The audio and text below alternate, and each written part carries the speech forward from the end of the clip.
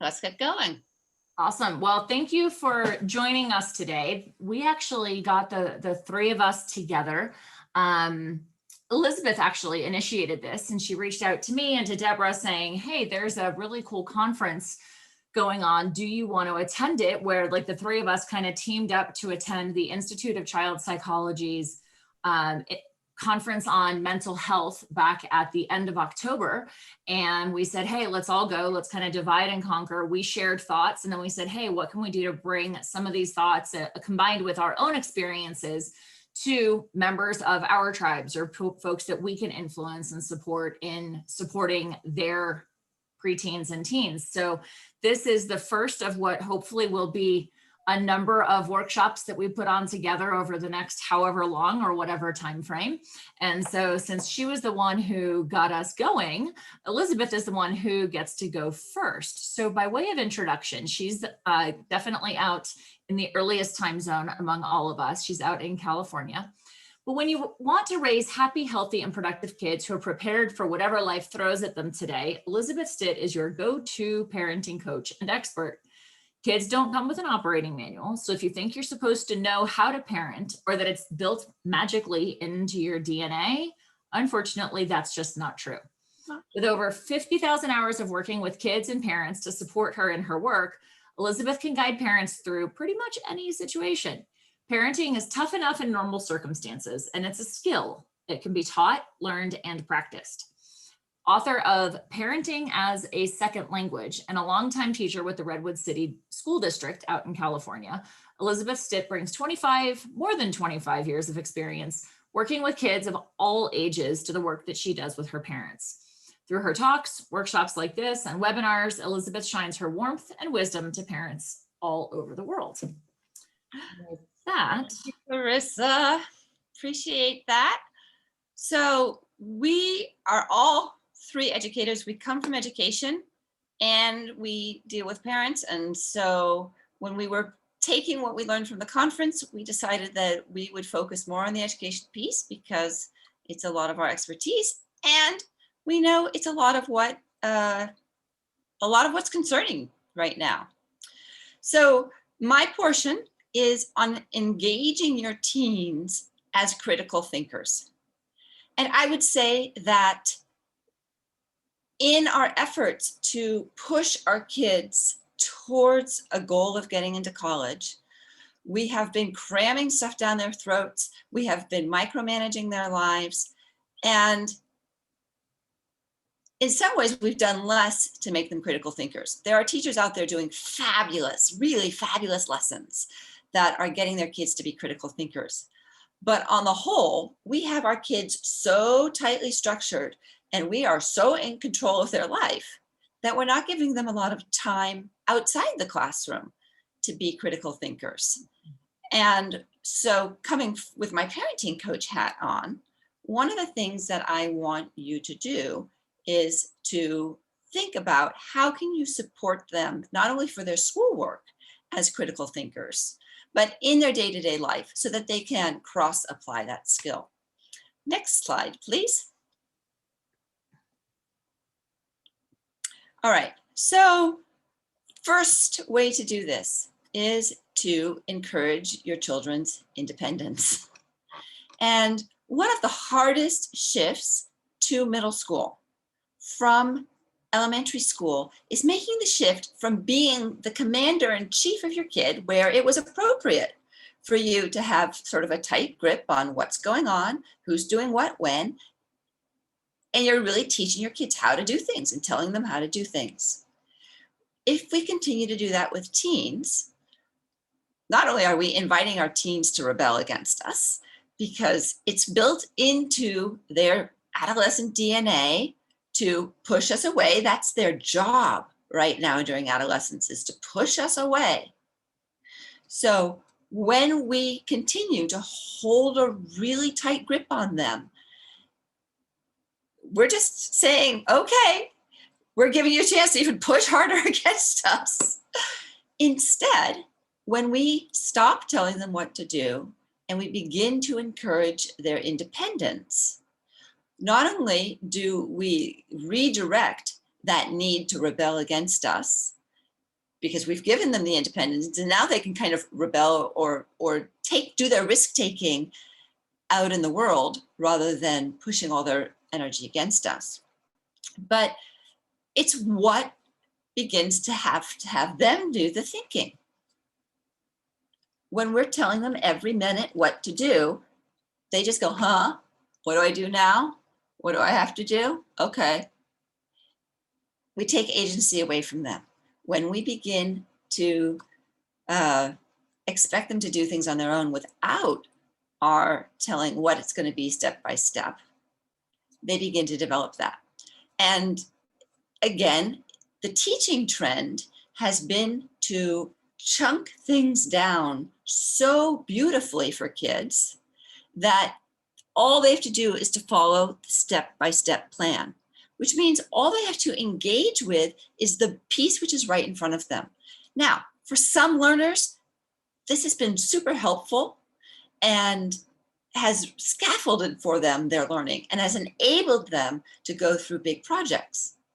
Unfortunately, the pendulum has gone too far over, and for too long, teachers are telling their kids exactly what to do for each section, when is it due, what are the things you have to do, and we're not giving kids the big project scope that says, if I want to end up with this product, how am I going to get there?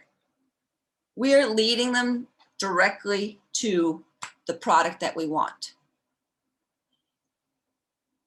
So the next time that you want your kids to do something, rather than telling them exactly how to do it, think about letting them get in there and fail and make the mistakes.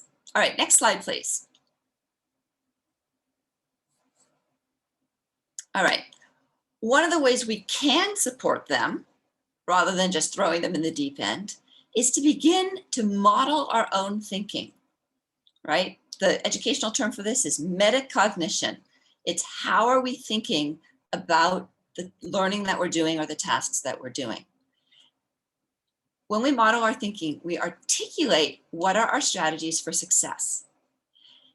And the funny thing is that so many of our strategies for success are 100% automatized. We probably don't think about them anymore.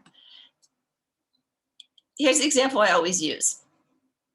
I'm pretty sure my husband thinks that toilet paper appears like magic in the bathroom because he has no idea what my system is for getting it there.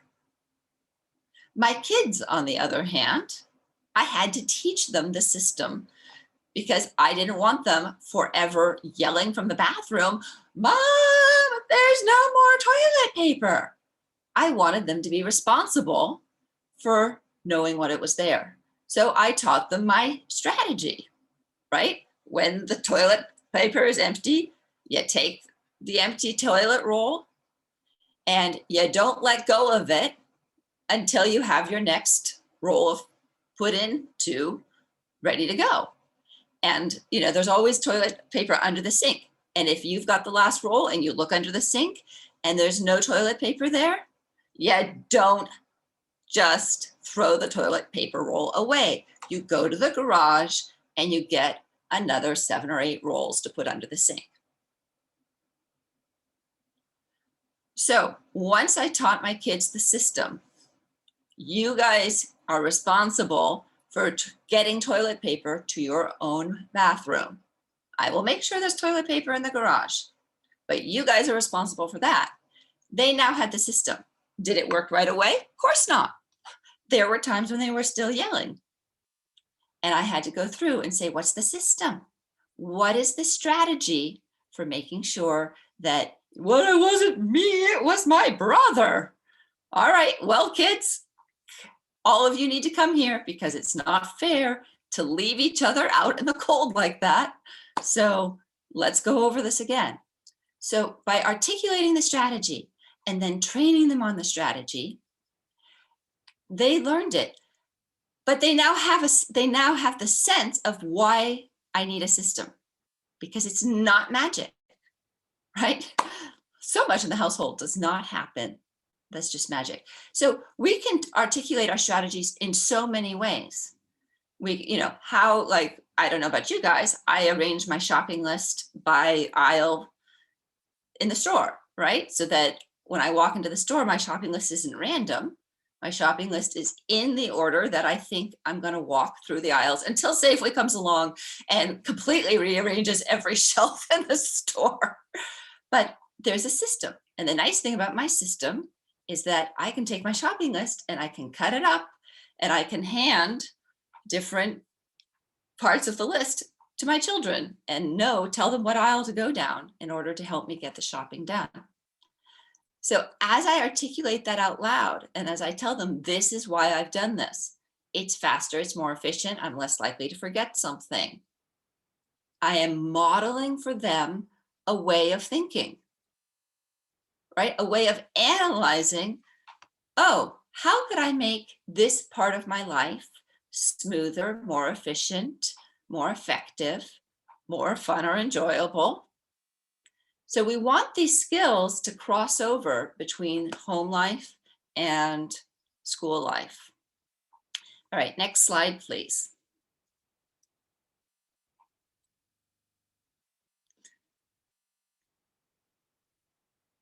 Okay, here's the number one technique for developing critical thinking in your kids. So number one, model and articulate your own strategies and your own thinking. Number two, stop telling them what to do and start asking them open-ended questions, right? We need for them to say the strategy. And when we micromanage and we tell them what they should do next, even if it's in the, maybe you should write, maybe you should write an outline first. We don't give them the opportunity to identify for themselves. When I want the end product, let's say I have to write an essay, what are the steps that I'm going to take to get to that essay? So my favorite question, my absolute favorite question for kids is, what's your plan for that? And then notice the pause, right? It doesn't work to say, what's your plan for that? Are you going to write an outline, or are you going to do some drawing or some cognitive mapping? What's your plan for that? No, that doesn't work. You have to say, what's your plan for that?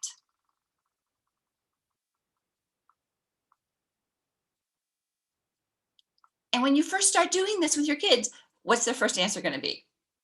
Shout it out. What's their first answer going to be? Yes, I saw Clarissa say, I don't know. I don't know. Same answer I get from my husband. I don't know. Exactly. Right. So this is why we wait with that expectant look that says, you have my 100% attention until I have an answer. How long do you wait? How long do you wait? Great question. Well, usually you don't have to wait too long because they get uncomfortable and they say, I don't know. And so here's my coaching trick. Coaching trick is to ask, well, if you did know, what would your plan be?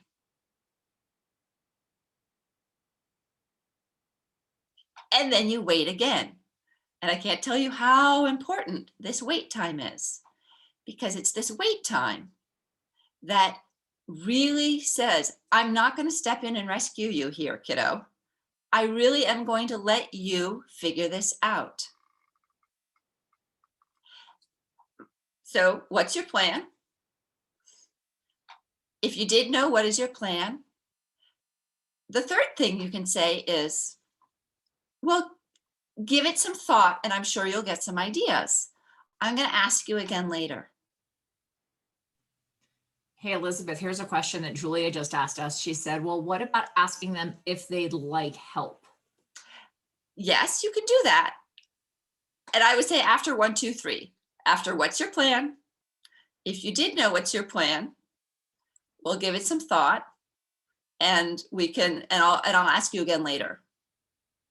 Because by saying, we'll give it some thought, again, we're suggesting to them, child, you are fully capable of figuring something out. And remember what I said at the beginning, the pendulum has swung towards our micromanaging and our chunking things and scaffolding learning so step by step that they have learned not to think, they have just learned to do. And a lot of them are beautiful, really superior executioners. They really are able to execute well on the things we ask them to do. But when you don't ask them to do anything, they're like, they say the blank face. And when I talk to adults, one of the questions I ask adults a lot is, if you were hiring an intern this summer, what are the qualities that you would like most to see in your intern? And one of the words that comes up over and over and over is initiative. We would like kids to take initiative. Well, the reason that our kids are stepping into the workforce without knowing how to take initiative is because we have never given them the opportunity to take initiative, because we are always there with a plan and we've broken everything down. So what's your plan? Wait. If you did know, what would your plan be? Wait. We'll give it some thought. I'm sure you'll get some ideas. I'll check in later.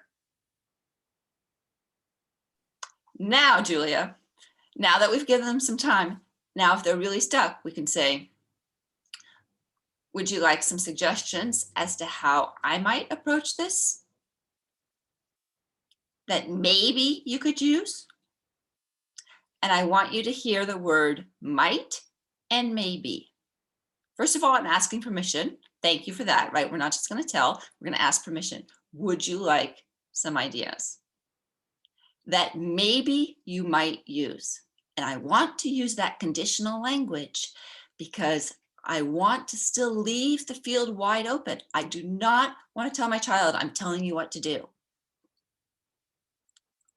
So I'm not going to come in with, this is how you should do this project.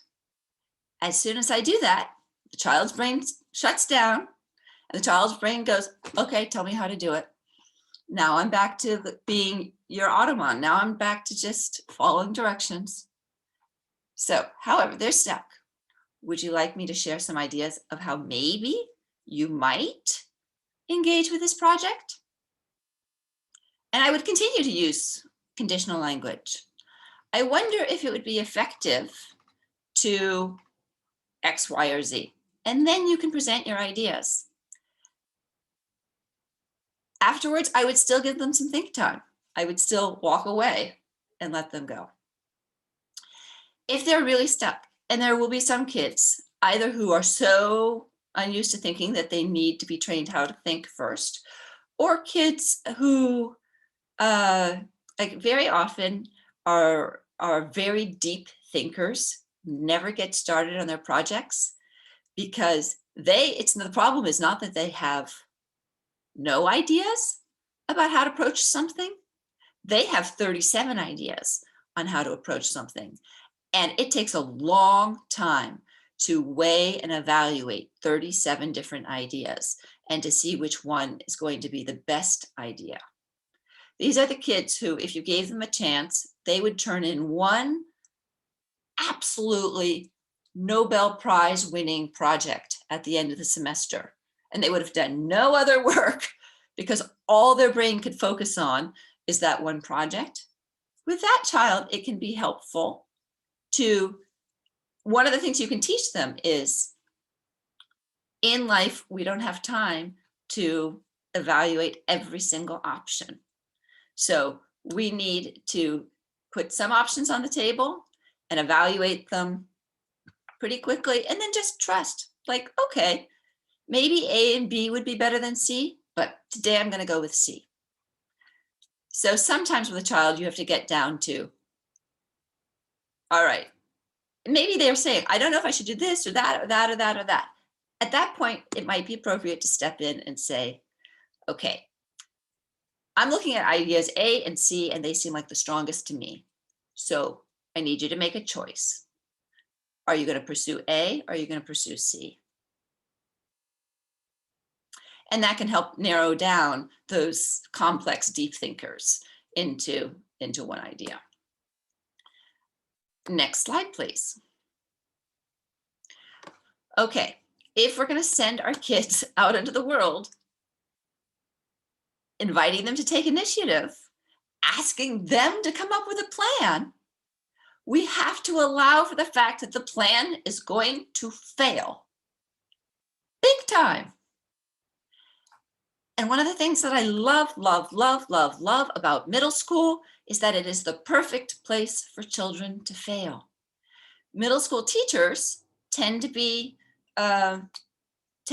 tight about things because they want to prepare your kids for high school. So, in my classroom, the policy was 10% off, every day you're late, 10% off. They had to turn in an essay. They had to sign it in when they turned it in. If they didn't sign the paper that my turn-in sheet, I didn't care if it was an A. They got a 0 because my number one rule was you sign in on the turn-in sheet. That's how I know I have possession of your paper. Was that mean? You betcha it was mean. That's great. Much better that I be mean to them in 7th grade with all the love in the world and all the affection in the world and all the confidence in the world that they're going to learn what they need to do, than that the 9th grade teacher give them the 0 for that mistake, because in 9th grade, their grades count. So the great thing about middle school, with all our middle school parents here, is that we have this opportunity to let them make the plan and then fail to execute on it, and then suffer the consequence that the teacher's going to give. And then help them, rather than you failed, rather than I can't trust you to make a plan. I need to sweep in and take over again because you've got to keep your grades up. Because after all, middle school grades don't count for anything. It gives me the opportunity to come in and really focus and say like, oh, you had a plan. And it sounded like a good plan to me when you and I talked about it.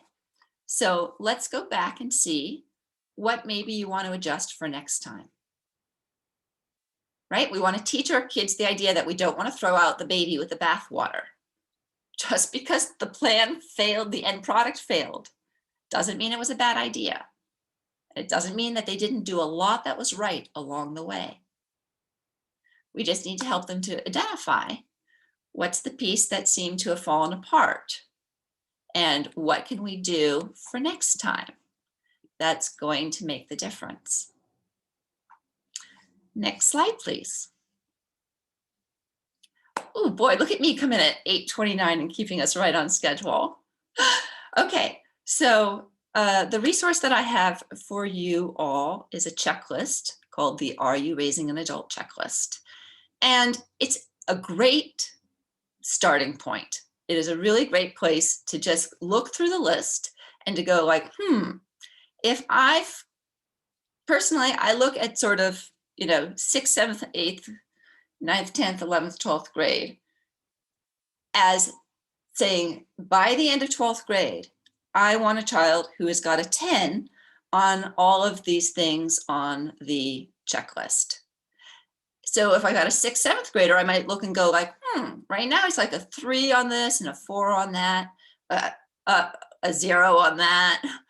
I want to begin to look at the checklist and begin to say, how can I give opportunities for my child to take initiative and to gain some independence in these areas, take some risks, begin to be critical thinkers about these life skill areas, so that when they're 18, I can send them out the door as an adult. All right, I am open for questions. I'm going to say you're at least pretty close to a functional adult, right? So yeah, what questions do we have? Go ahead and you can either unmute and ask. We've got a small enough crew here. I can watch as you unmute. Jenna, it looks like you turned your microphone off. Did you have a question you wanted to throw out to Elisabeth? I do. Elisabeth, thank you so much. Where do I get a list? So I am the checklist mom. I am the mom who's like, this is what we're going to do. And then we're going to have it, work. And if it doesn't, it's because, you didn't follow the plan. And so when you said conditional language, I don't think I've ever used. So where would I get a list to ask kind of questions that would be conditional language? Okay, well, I love that you brought this because this actually brings me to one of my other favorite parenting techniques, which is family meetings. And I absolutely love and adore family meetings because they give us a sanctified space to have an agenda where we're basically figuring things out. And so anything that there's a problem, like, okay, you guys keep screaming from the bathroom that you need more toilet paper. That's a problem. What can we do to solve that problem? So now you're in this family meeting setting and you've got the whole family there and they can start doing ideas and they can start chiming in on ideas. So what's another problem? Family, I love you to pieces, but you know what? You're not pulling your weight around here, and that's a problem. What can we do to get more initiative and cooperation from each of you? I shouldn't have to tell you every second of the day what to do. It's really a problem. What could our plan for that be? So you, in this family meeting setting, then you can begin to do it. Now, they can still create a list, Jenna, but if the list comes from them, even if you can see that it's flawed, if the list comes from them, you are teaching them the strategy of making lists, which is a great strategy, right? Writing stuff down, having a list is an awesome strategy for kids to follow. By letting them create the list and create the strategy, you let them do the thinking. And you're sitting there and you're looking at it and you're going like, this isn't gonna work. It's gonna be a week. So you let it be a week. As you come back the next Sunday or the next Saturday or the next, whenever you have that family meeting planned, and you go like, okay, guys, let's think about this week. We had a plan. Did we follow the plan? B, did the plan work? And then all of a sudden they're going to start telling you where it didn't work. And you're going to go, great. So what should we change?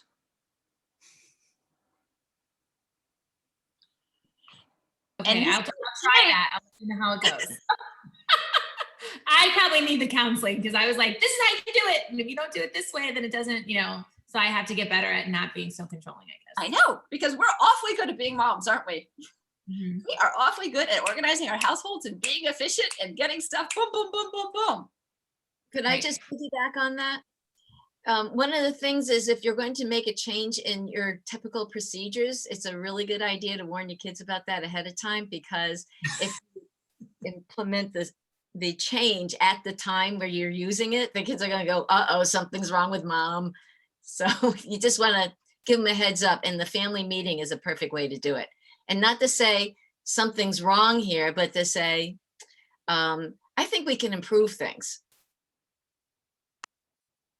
Yeah, right. I mean, it could be, or Jenna, you could even come to them and just say, like, kids, I want to apologize. I realize that I've been failing to give you the opportunity to figure some stuff out, and that you're old enough now that I shouldn't have to be telling you what to do every second. I'm sorry. It takes you did such a good job of training me to respond to your every need when you were a baby.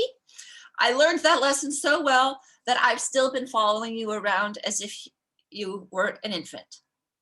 My apologies. I want you guys to be able to do things your own way more. What should the plan be? So another place that we can do this is like at a family meeting. One of my family meeting pieces that I like to use is, I call the calendar check.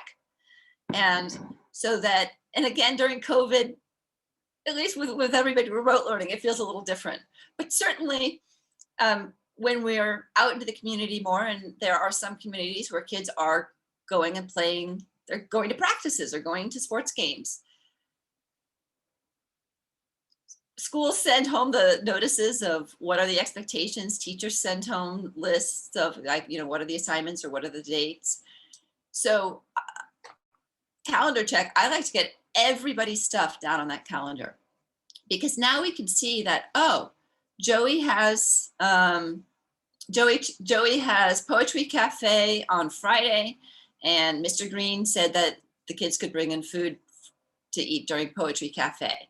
So Joey, did you want to bring in food for the Poetry Cafe?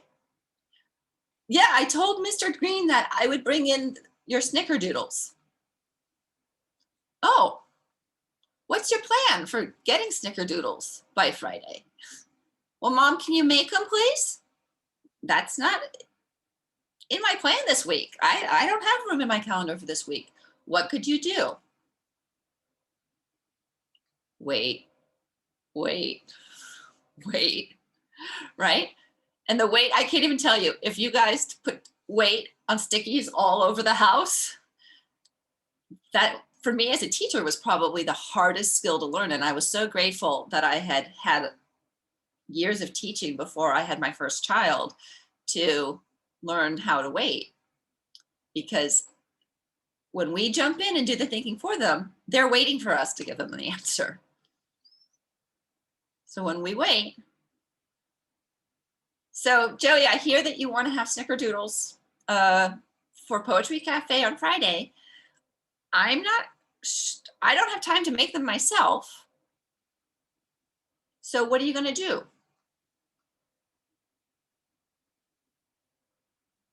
Wait. I don't know. If you did know, what would you do? Wait. I don't know. Well, I guess, could I make them? Of course you could make the snickerdoodles. What do you need to do to make snickerdoodles? There you go again. I don't know, right? Goes with the whole thing. But eventually they're going to figure out like, oh, well, why don't I go get the recipe? Why don't I check if we have the ingredients? Yes.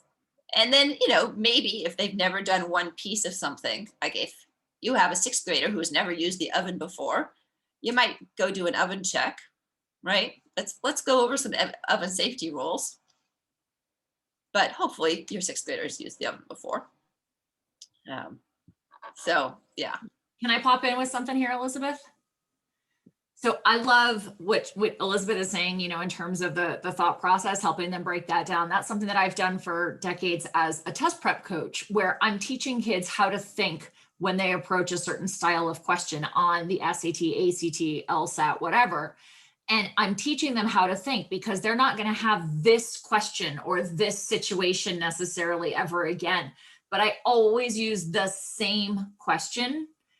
And darn it if they don't call me after the test and say, Coach, I heard you in my head on test day. And it's like, yes, that's exactly it. So if you're taking what Elisabeth is saying and combining it with, like, if you literally use the same one or two questions every single time, you are going to feel like a broken record, but they will start to think the questions to themselves with time eventually. And then that gives them, again, like that critical thinking skill. The other point that I would add in is that waiting that Elisabeth is talking about is so critical, because remember, as adults as they are becoming and as mature as you're seeing them grow into, the brain develops from the back forward, and the prefrontal cortex is where higher level thinking ultimately actually happens. It's the last bit to develop, and it doesn't actually develop until like the mid-20s fully.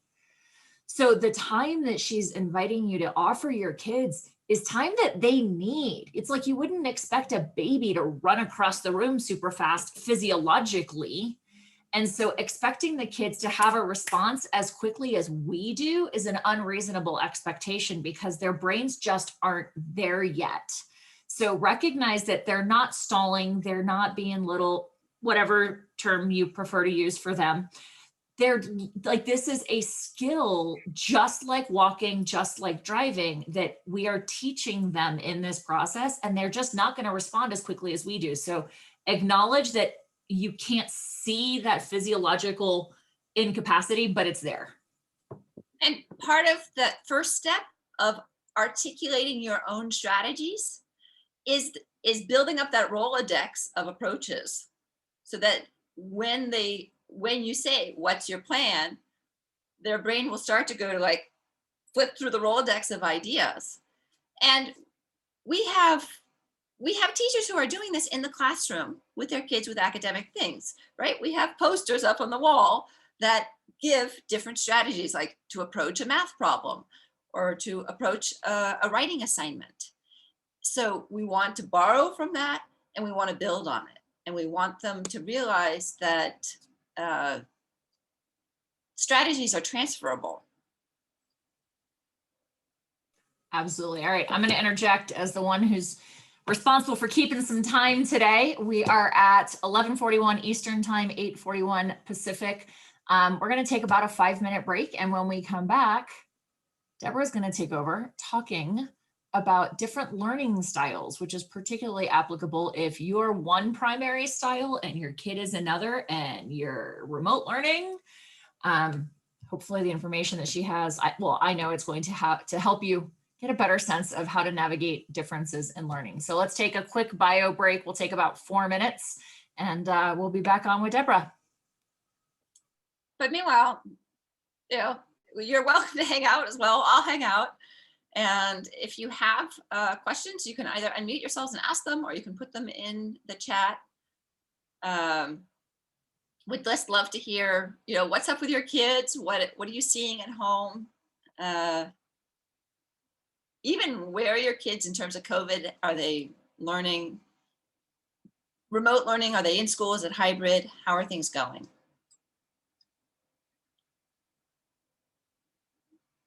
And if you haven't introduced yourself in the chat, please do. And also, please let us know, how did you hear about the workshop?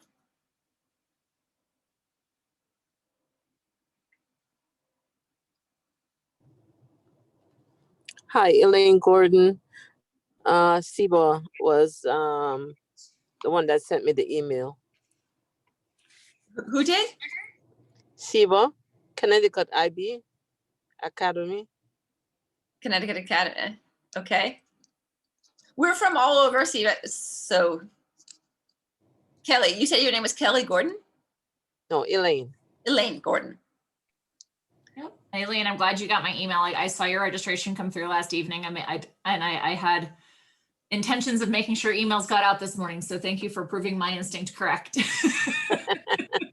You're welcome. I need it. Awesome. We're so glad to have you. Okay, thanks. Yeah, so Julia made the comment that she was a step parent and really stuck between two different worlds. That her kids are stuck between two different worlds. And I was a step parent, and I was both a step parent and the mother of a child who was going back to her dad's house. And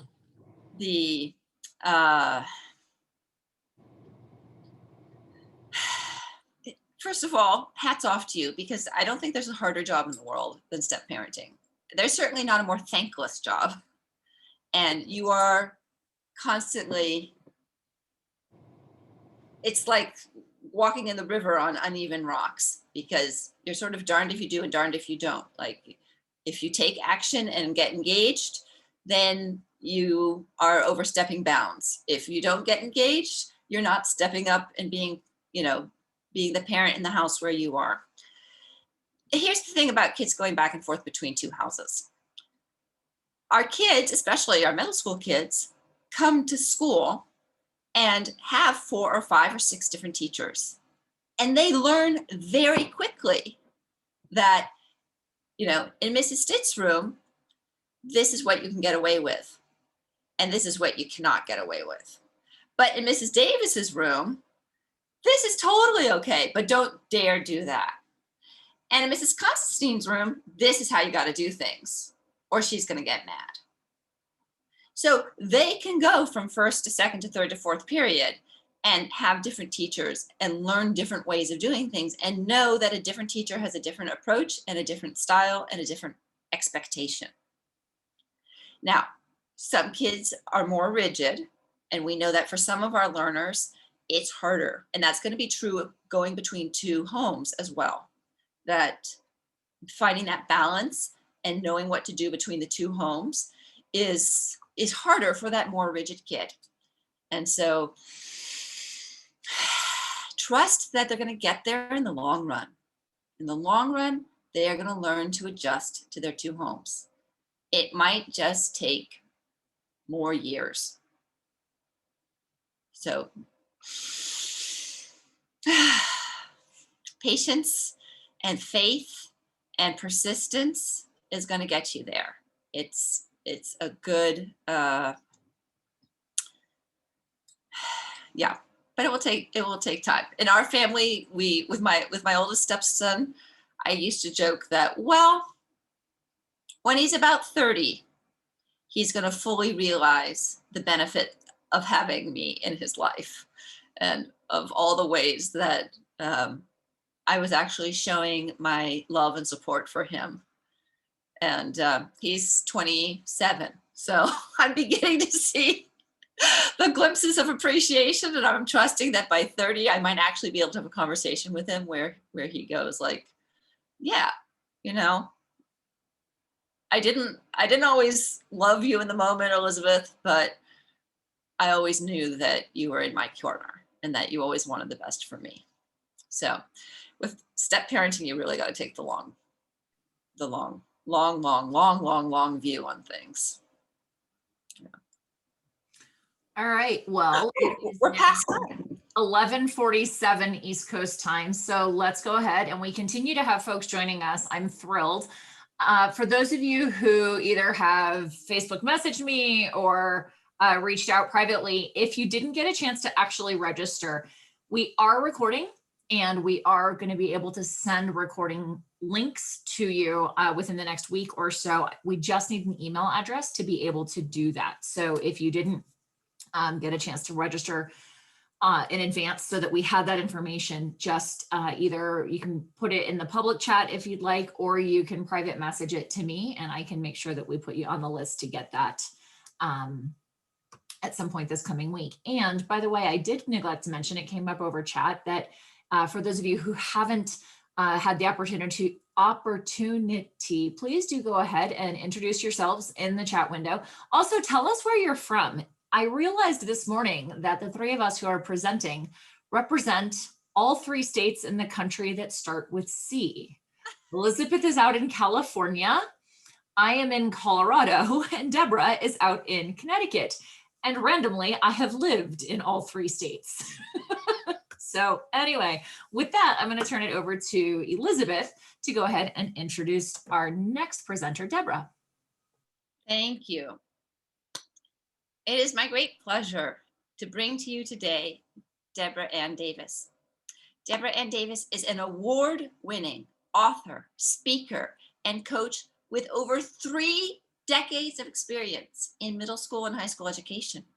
As a teacher, Deborah has helped countless families replace the pain typical of the tween-teen years with fostering positive and healthy relationships despite adolescent angst. She's founder of the Awesome Mom Tribe and mother herself, and she now applies her experience in education to coaching parenting skills.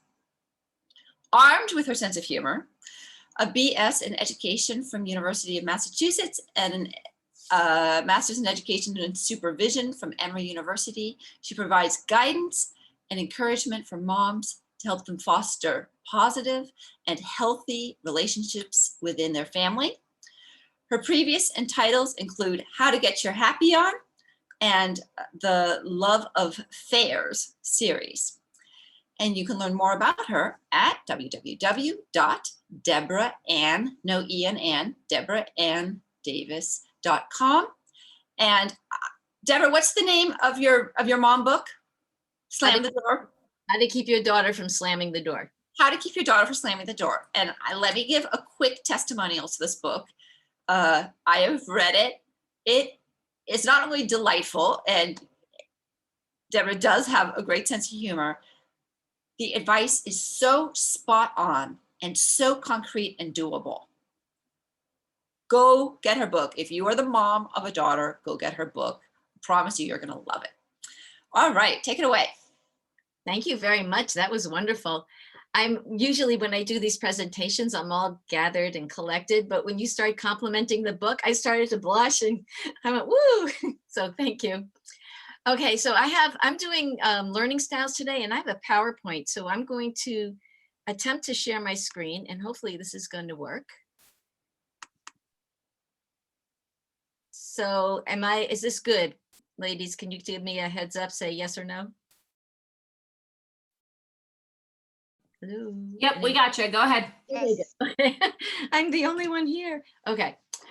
So I'm talking about learning styles during the quarantine specifically because I'd say that the majority of the moms did not sign up for having their kids sitting around the house learning instead of going to school. So I want to help you minimize some of the conflicts that occur with you trying to help them with their education. Okay, hang on one second. All right, there we go.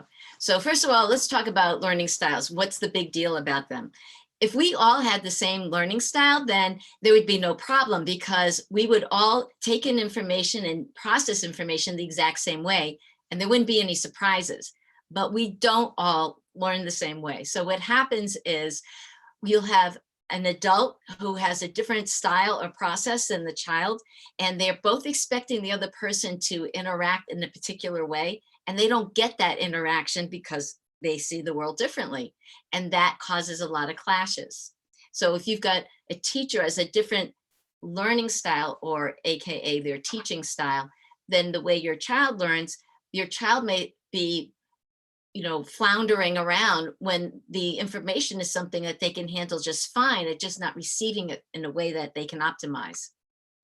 And this is why it's so important, because every child who is faced with a dilemma walks away thinking, I'm not as smart as the other people. I can't accomplish what they can do. They're better than me. But the important message here is that there's nothing wrong with being different. It's only different. It's not good or bad. It's just different. So what you do is you take your style and you emphasize the things that are really good about your strengths, and then you shore up the things where you're not as good and not as strong in those areas. The thing is that this is not an excuse to say, well, I'm a visual learner, so I'm not going to worry about the other things. This is a way you identify what's actually going on with you so that you can optimize it. Now, I'm going to use 3 styles: the auditory style, the visual style, and the kinesthetic style. And most likely as an adult, you have an inkling about how you process information the best. What is your go-to preference when you're trying to learn about things? Because the way we process information impacts our relationships, the way we interact with people, the way we learn, and the way we understand our environment. So if we think that everybody does it the same way that we do, then we're not going to understand the people around us. The interesting thing is that nobody is a singular thing. Some people are stronger in one area than another, but there's a lot of overlap. I am a visual learner, majority, but I'm kind of a visual kinesthetic learner. And as a science teacher, I was really happy in my area because I got to do science experiments and I got to create all kinds of visual things for the kids to look at. So it was really easy to keep my students engaged because I did those 2 things. And of course, my auditory learners would listen. So my question to you is, what kind of learner are you? So just throw it into the chat, the type of learner that you are.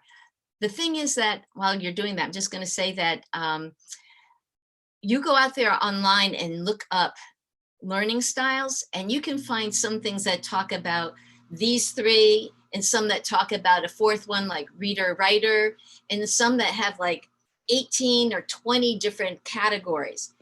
And the way I learn, I like it a little bit more simplistic, so I'm sticking with these 3. So now that you have recorded the type of learner that you think you might be, my next question is, do your children learn the same way you do? So if all the kids in your house are the same kind of learner as you are, put yes. If all the kids in your house are different than you, put no. And if some of your kids are like you and some of your kids aren't like you, put both. I'll give you a second to fill in those two answers. By the way, this is me nodding towards my kinesthetic learners. So you're doing something while we're talking here. And it's making you process this concept of learners because you are applying it to yourself and then doing something with it physically. Okay. The bottom line is we all have abilities in all three areas. But if you're going to do something, the task at hand is going to dictate which one comes up front and center. So take the simple act of trying to teach a child about books.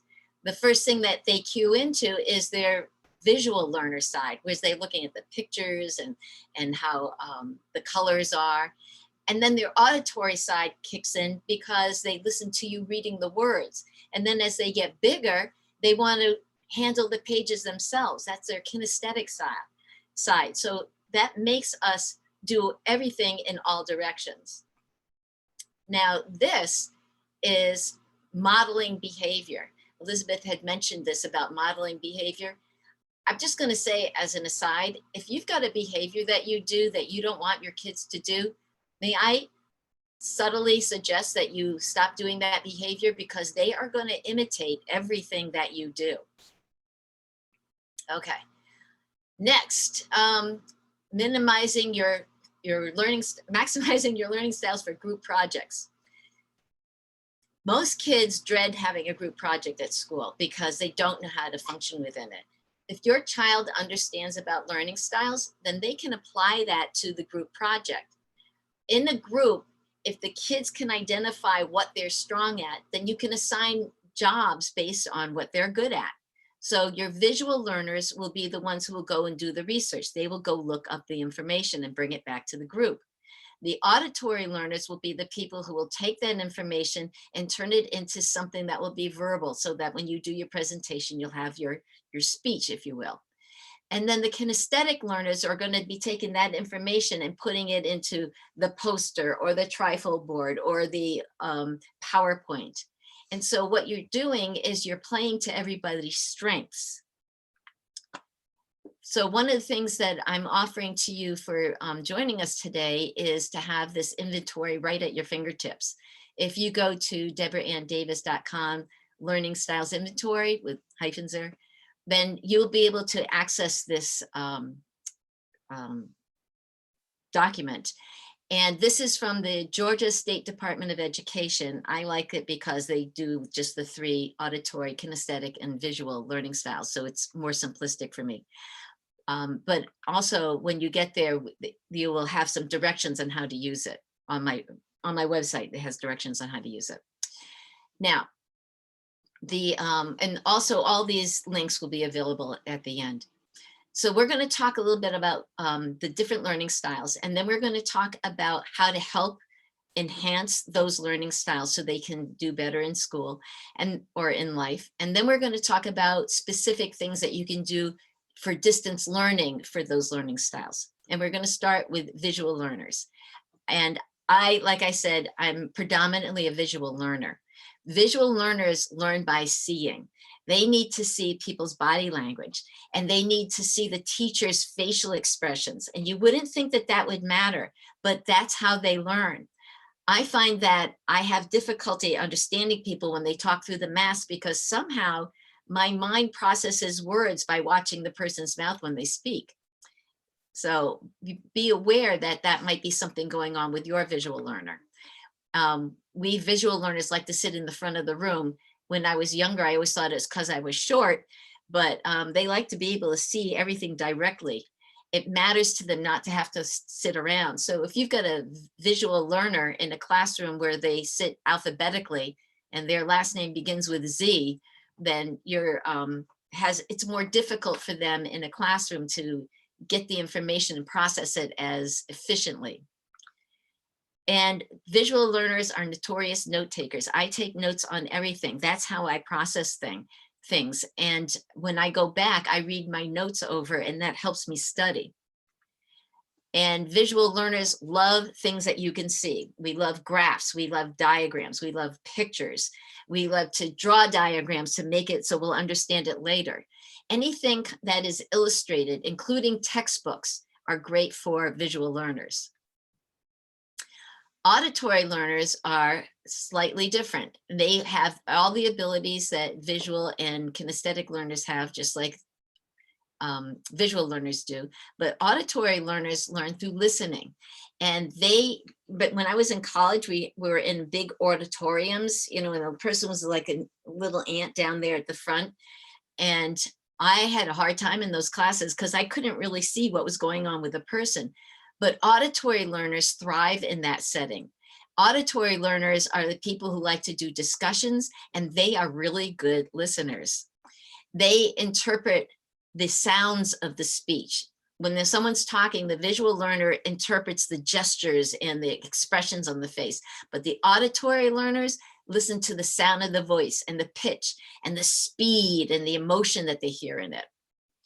And auditory learners are great with audiobooks. So if you've got a child who has a reading assignment, then like a book that they have to read for school, then get the audiobook version of it and then have them read along as they're listening to it. They will internalize and retain the information way better. Another trick for audio learners is that have them read stuff out loud while you record it. Like if you've got an iPhone or a tape recorder, and then they can listen to that again later, and that will be the way that they study. Kinesthetic learners make up the smallest percentage of our population. They are the people who like to do things. They like to manipulate and try it themselves and formulate things. And that helps them understand the content. They find it hard to sit still for long periods of time, which you can help them out by not giving them refined sugars or carbohydrates prior to their school day, because cereals and things like that make them more antsy and make them want to move around more, and makes it more difficult for them to stay the course in front of that computer. And what happens is, and I know this from my kinesthetic side, you focus for a certain amount of time and then your mind starts to go to, how long do I have to sit here? How much more time is there? And you no longer hear the lesson. All you hear is in your head, how long is this gonna last? And they love any kind of class that's hands-on, like this cooking class in this picture, and which made it great for science, because science classes have experiments and things like that. And kinesthetic learners love projects. Anything that they can do to create something so that you can look at it, they love that. Okay, this next section is on helping your students learn, your children learn. So we're going to start with the visual learners. If you want to have your child do something on their own, and they're a visual learner, then what you do is you demonstrate how to do it and you say, okay, now you do it. They feel more confident learning something that way than saying, okay, this is this thing, go ahead and try it. For me, inquiry-based science was very difficult as a child, where they say, just go and try it. I was not a just go and try it type of person. Show me how you do it, then I'll go do it, and then I'll embellish it and change it and experiment with it. But I never wanted to start it myself. Take advantage of educational TV shows and videos. They're out there by the thousands. And picture books are really great for visual learners. And of course, for all babies, that's for everything, but for every type of learner. But as they get older, even in high school, anything with graphics will make it easier for learners, visual learners, to retain information. And use flowcharts or collages. When I write a book, I write sticky notes all over the place, and I lay them out on the floor, and then I move them around into an order that makes sense to me. And then I stick them on sheets of notebook paper to maintain that order. And then I've got my organization set up.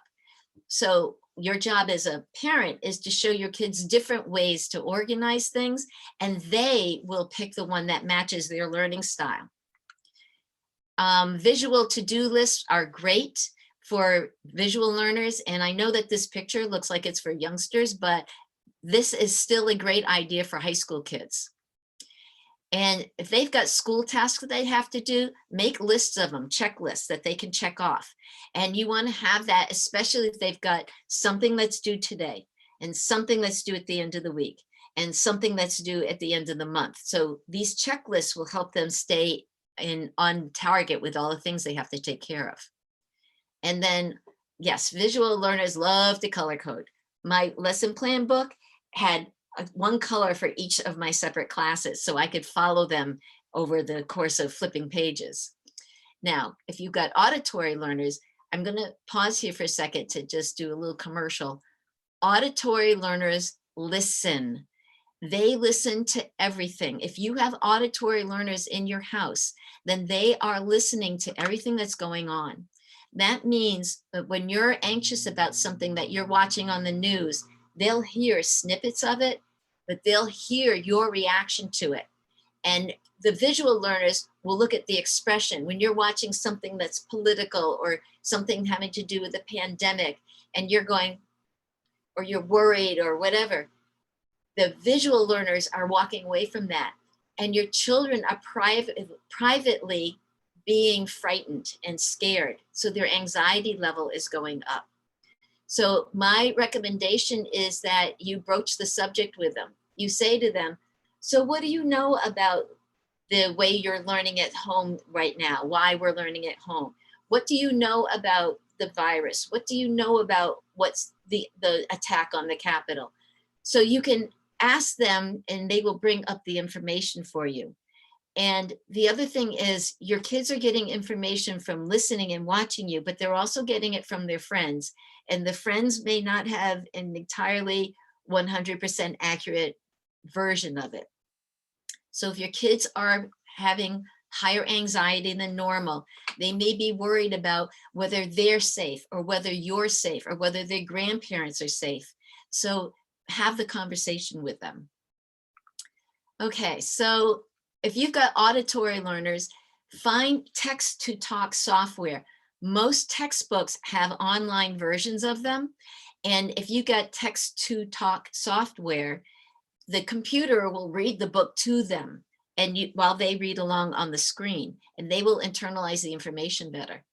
And they love to listen to stories and to tell their own stories. So those stories can be things that are like history based to match the subjects in their school, or they could be biographies, but they will listen to anything having to do with learning if you give them something in story form. Rhymes and songs. When my daughter was little, her school decided that they should be learning Japanese. So she learned the months and the days of the week and the numbers in Japanese all through songs. And to this day, she can still sing those songs. And there are tons of resources out there, like radio programs and TED Talks. All you got to do is put in the subject that your child is learning at school and look for it, do an internet search, and you'll find plenty of things that they can listen to on that topic that will enhance their learning, and it'll make it more interesting for them.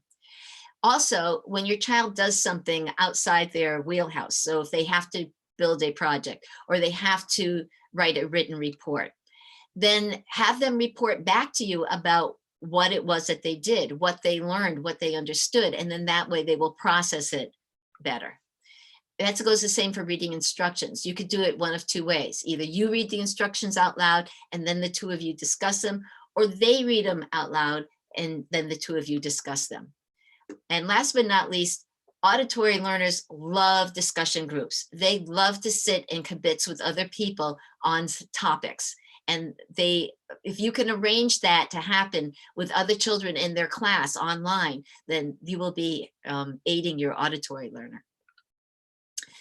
Now, for the kinesthetic learners, there are so many things out there that you can do to help your kinesthetic learners.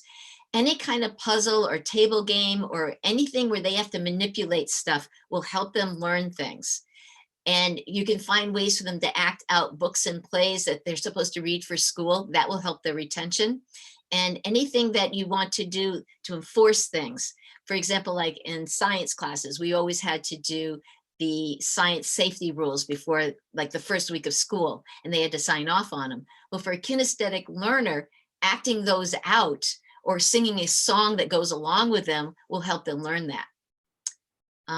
Creating movement games that match what they're doing. You can use hopscotch for young learners for math problems, or when you throw a dice and they have to add it up and jump on the number. For kids who are doing multiple choice problems, you can put an A, B, C, D on there, and you read the question in the choices and they have to jump on the choice. Science experiments go without saying, but if your science class is not set up to do science experiments because you're teaching at home, go online and find science experiments for whatever particular topic you're looking at. And there will be simple things, simple experiments and demonstrations that they can do. And everybody I know is notoriously bad at investigating their own neighborhood. So I suggest that you find things that are right around where you live and take a family field trip to something that is related to the subjects your students are learning. Okay, now for the moment you've all been waiting for, distance learning. So your child is home. And I would like to say that if your child is home, or your child has just returned to school, or the child was at school and they have just returned home, be aware that our new normal is change, and that whatever's going on right now may change again. So your message to your students should be, you know what, things might change again, but don't worry, we got this. If this is something I don't know how to help you with, I will find someone who does. You don't have to worry. All you have to do is be a kid and learn your lessons. So don't worry, I got this, you are good. Just keep reiterating that message to them. Now, for distance learners, if the person's up close like I am and they're looking in the camera and you can see the expression on their face, they're okay. But if they're further back and you can see their whole body, then visual learners will have difficulties. It'll be like a talking head to them. It won't help. But visual aids will make a huge difference for them on the computer. And your visual learners need to take notes and then reread their notes. They will adore any kind of handouts and worksheets. So if your teacher is not providing handouts and worksheets on a particular subject, go online and find free handouts and worksheets on that subject, printable handouts and worksheets. And you'll find that your visual learners love to diagram things, and they love to work in workbooks. And when they like flow charts, they like pictures, they like to be able to work with those kinds of images that they process information in their head. Auditory learners, if you've got kids who like to listen, you're actually pretty good with the lectures coming in from school, because they will listen to that and they'll process it just fine. I also suggest that you record the classes, get permission, but record the classes so that they can listen to them again later. That's the way that they'll study. Yes, you can get them to take notes, but the auditory process is a stronger one for them. Get books on tape, and when they do reports, have them tape themselves reading the report, and then they'll see things that they want to change or fix. Also, there's a lot of resources out there for people who are visually impaired. So if you can tap into their library, you'll have tons of things that have been prepared for them for school. When they have worksheets, then read the worksheet aloud, because they're not big on just messing with things that they have to write with, but read the worksheet aloud to them and then have them write the answers, or have them read the worksheet aloud and then have them write the answers. I hope that was helpful for you. And now for the kinesthetic learner, there is so much information out there for kinesthetic learners. They have a hard time because they have to sit behind the computer for a period of time. So if you can, again, get permission to record their lesson so they can do the class in shorter spurts, then you build in breaks. So they work for 15 minutes and then they go run up and down the stairs for 15 minutes, and they work for another for 5 minutes. They work for another 15 minutes and then they go do push-ups and pull-ups for 5 minutes, and then they come back. They will be refreshed, they will be recharged and rebooted, and they'll be ready to take on the lesson again. So depending on their age will determine how long you should give them before they start getting restless. So you know your kids, you know what it is that they start getting antsy. So use that period of time and change it as it's appropriate. For younger kids, they may need to get up every 15 minutes. For older kids, they need to get up, every half hour, every 45 minutes.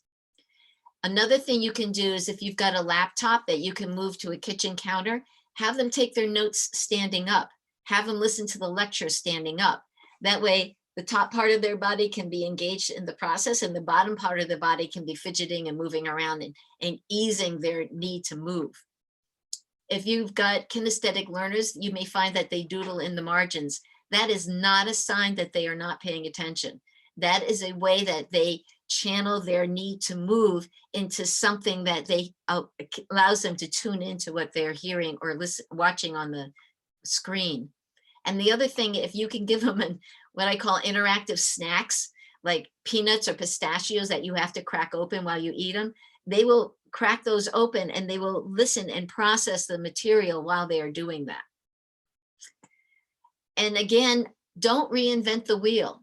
I went online and I looked up activities for kinesthetic learners. And this was the first thing that came up. So you can go to this website if you want to, or you could just research these things online. Whatever your child's learning strength is, these are things that you can do to help them show that they understand the material and help them process the material so that they will retain it.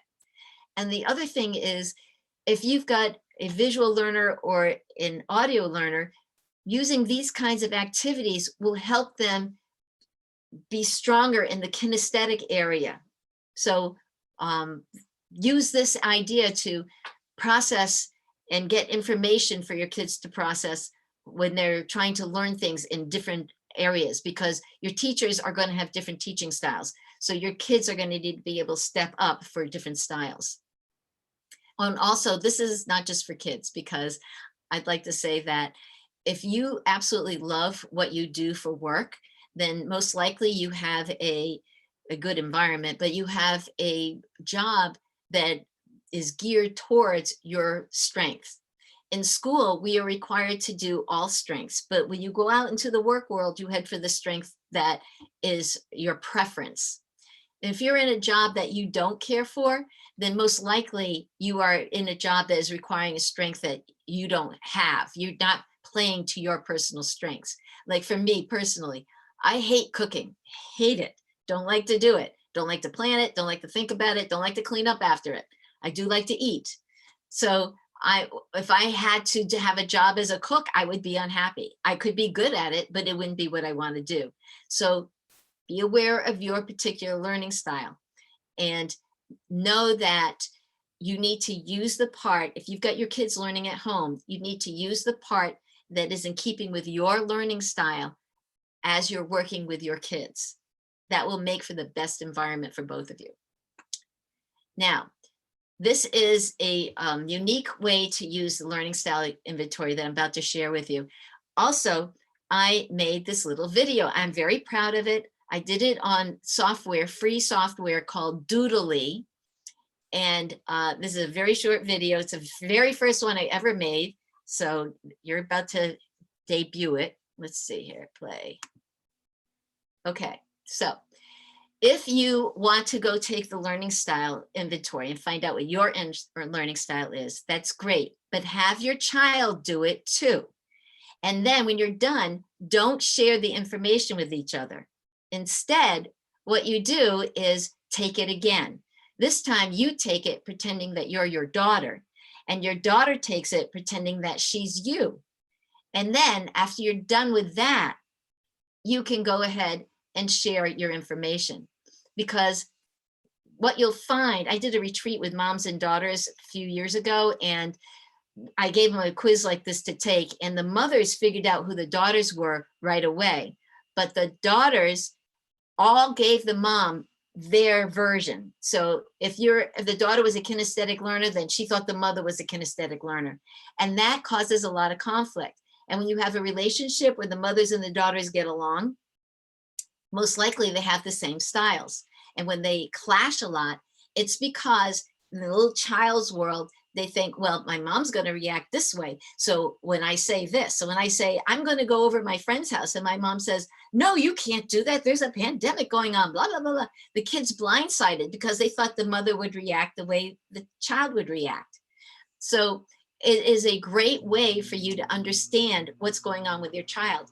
And if you share with them that this is one of the reasons why things are confusing, and this is mommy's style and this is your style, let's figure out how to bridge that gap. Your child will feel more secure. And if you go to, again, DeborahAnnDavis.com, Learning Styles Inventory, these directions that I just said with the little video are on there. And by the way, if you like the video, just put a little note in the chat. So I'll see that when I'm all done with this little presentation, because I actually can't see the chat right now. Okay. And last but not least, I have no idea what the time is, so I hope I'm on time here. Everything I just covered here is one of the chapters in my book, How to Keep Your Daughter from Slamming the Door. You can get it everywhere, basically. But I will say that if you go to my website, DeborahAnnDavis.com, there's another book there that you can get for free called How to Get Your Happy On. And yes, I'm a science geek. And so at the end of it, there's a little experiment that you can do with your family about the effects of media and music on your mood. But that book is for free if you get it through my website. I mean, you could buy it on Amazon, but if you go to the website, you can get it for free. And if you are interested, you can sign up for my newsletter at, it's called Merry Meddling. It's monthly, and just send me an email at info@DeborahAnnDavis.com, and I will sign you up for the newsletter. So I hope that this was helpful, and I'm going to stop sharing my screen now. Yeah, we had a couple of folks, Julia in particular, she said she always thought she was visual. I happen to know her. She's one of my neighbors and a friend of mine, and she's an amazing artist. And she's like, I always thought I was visual, but it turns out she's acknowledging that maybe she's more kinesthetic. She says she never took notes. She always drew. That's how she took her notes. And I'm like, yeah, like artists, musicians, actors, athletes, we use our bodies. It's what we do. We are combos, absolutely. So, and then, she said that she acknowledges, she recognized why she struggled in school, and she can see both of her stepkid styles. And Karen said she just had an aha moment about her own daughter. Oh, that's so wonderful. I mean, things are going to be very different now. Hopefully. Yep. Any other questions? And Julia just said, she's like, between the first two of you, I'm experiencing knowledge overload. That's why you want to go back and look at this. Yep. Exactly. Or just think to yourself, take a moment, like take a deep breath. Okay, if there's one thought from each, just one that I'm going to take away, then you only have two things to remember. Right. That's right. If you pick one thing that you're going to do today or tomorrow, just one, and then you mess with that for a while, and then you say, okay, I'm going to go back and check out that video, and I'm going to pick another thing and do it. Because it's all about baby steps. It's not about a major overhaul in your life. Plus, if you try to overhaul everything, you'll freak out your kids. Hey, Deborah, I have one question. Yes. So I love that you said that if you're happy in your job, you're probably doing a job that matches your learning style. And I know that from a professional point of view, the advice is work in your genius, work on bringing your genius even higher, go get other people, right? Go hire out, outsource the stuff that you're not good at, the learning styles that you're not good at. But as you pointed out, in school, we are expecting our kids to use all the learning styles at once. And often I find parents are looking at where is their child weak, and they're putting a lot of effort into, trying to shore up that learning style. Which in some, if you've got a fifth grader, you've got a lot more years of school where there are going to be teachers who are predominantly teaching in a learning style that might not be your child's. That argument says maybe it's a good idea to help shore up this thing. But if I'm looking really long term and I'm thinking, this child is a great kinesthetic learner. This child really needs to develop those kinesthetic ways of doing things. I'm just curious what your thought is about like how much remediation energy to put in. Well, this is my big deal. This is a very important thing to me as a teacher, watching my kids struggle. When the kids, if your kid is happy with their school situation when they're little, you say to them, and you want to find out, you say to them, does your teacher love you? And the kids who are feeling confident in school will say, yes, my teacher loves me. And the ones who are struggling or having some kind of difficulty will say, no, my teacher doesn't love me. That is a big flag for you that something's not going on. Something is going on that needs to be corrected or addressed. Now, my guess is that the teacher is asking the child to do things that the child's not good at and therefore needs to be shored up. So I'm saying that first, so it's a long way around the answer.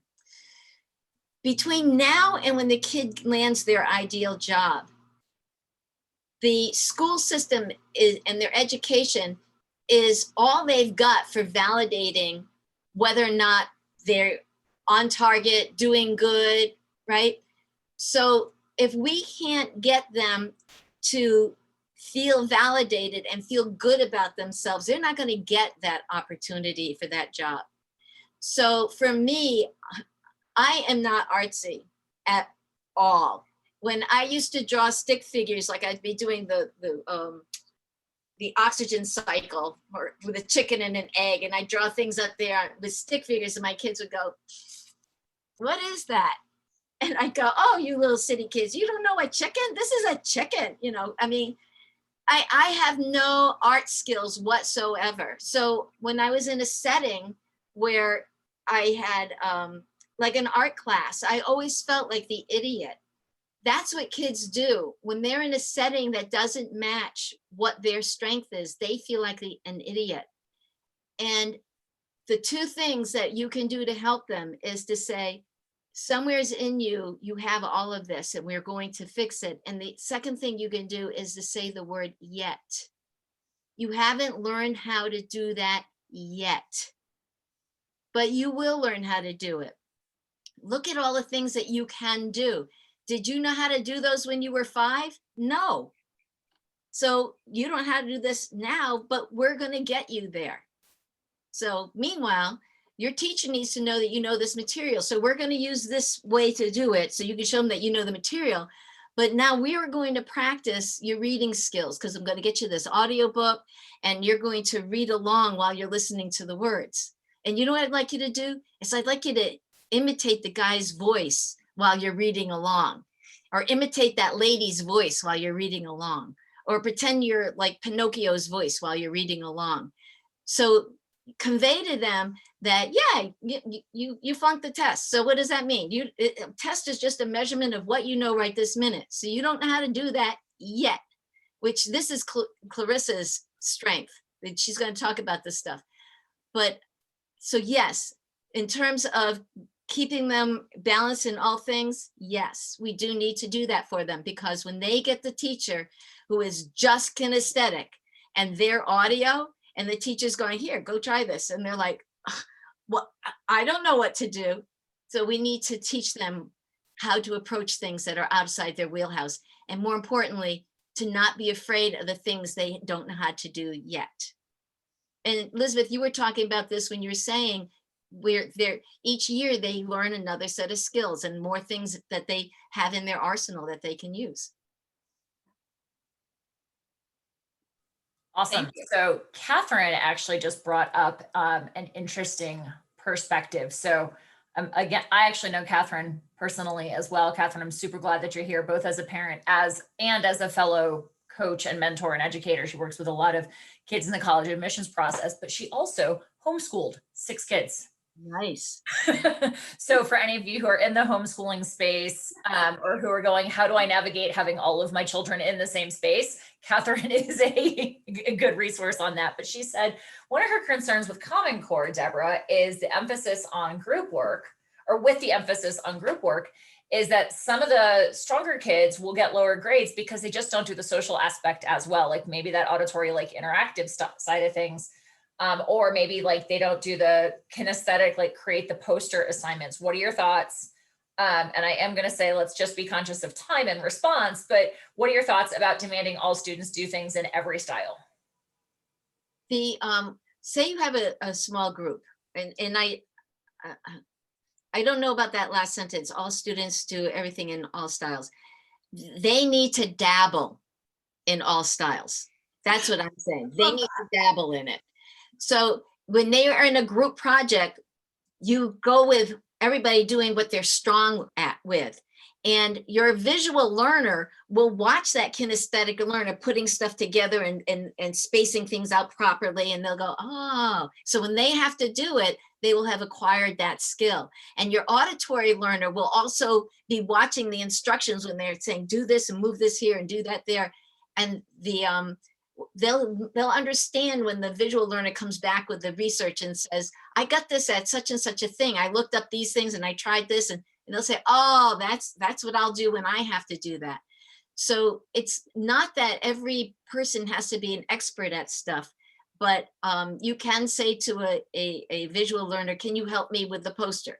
You can say to an auditory learner, would you go to this place and look up and bring back this information?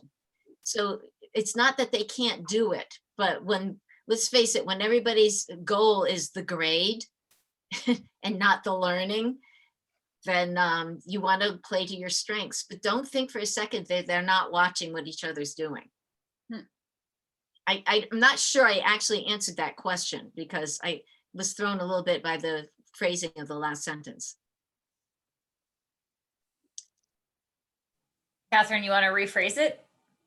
Or do we want to keep that for the end for Q&A so that we can stay mostly on time, or what are your thoughts? One of the things I've seen with Common Core is they are asking kids to do things in the various modalities. They want to see them master all of these different, and there's two aspects of it. Some that just are really weak in some areas. So now that's suddenly dropping that super high grade, which I'm mostly thinking of the competitive kids or the super gifted kids that are asynchronous developed because they're maybe a couple grades ahead academically in that subject, and they might be a grade or two behind socially, and they're out of step with their peers anyway. And so those group projects tend to really hit their grades, where before they could just kind of fly through on the academic piece, but this having to do the group thing or the demonstrative thing, those seem to be the two biggest changes that Common Core made in the presentation of your skills requirements for students, and how to try to help them navigate that better. Because in homeschooling, you can segregate the social from the academic, but when you're in the regular school system, you can't as well. The teachers need to be trained in that process, because the reality is they're going to be required to do that when they get into a job. So they need those school skills. That's one of the things that's one of the reasons Common Core has gone in that direction, I believe. But the thing is that we don't teach them the skills when they go do group work. We just say, all right, everybody in the first part of the alphabet, you're in a group, and everybody in the second part of the. See, if the teacher said, all right, all my visual learners over here, all my kinesthetic learners over here, all my audio learners over here. And 1, 2, 3, you're in a group. 1, 2, 3, you're in a group. 1, 2, 3, you're in a group. And then they would end up, and then you say to them, this is how you work with people in your group. Because we don't teach them that. We just say, you have at it. So, yeah. The other thing that I would say is that in a given teacher's classroom, a given kind of student is going to do better. And that's always been true. Yes. It will probably always continue to be true. And that the disadvantage that perhaps highly visual, but not socially adept students used to have an advantage, right? If they're in a very visual, very worksheet, very paper kind of classroom, they go read the textbook and they can take the test and they're fine. And it was the social kid who needed to, or the kinesthetic kid who needed to do things as projects and to work things out in order to do the learning, who was struggling and whose grade wasn't as good. And now maybe that kid is getting a chance to come up, and this kid is falling a little because it's not the strength. So I think we need to trust that it's going to come out in the wash over the long run. And that, as Deborah said, we need different skills, right? And I know that in terms of like test prep, Clarissa will reassure us that like there are some kids who are going to do better on those tests because those tests match their learning styles. And so when we've given the kinesthetic learners or the social learners opportunities in class to shine through other ways, then that's going to help to compensate for the fact that they are not going to do as well on those standardized SAT tests. How are we doing on Right. time, Clarissa? We should be mindful of time because we don't want to get Clarissa. So So we're going to move. My only wrapping thought is, yes, some of this is relevant to what's going on in a traditional classroom. Obviously, our norm now is change.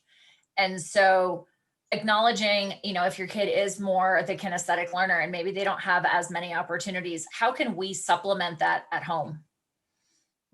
And so that's actually gonna be part of what I talk about. So with that, let's do a quick 3-minute potty break, or as they say, bio break.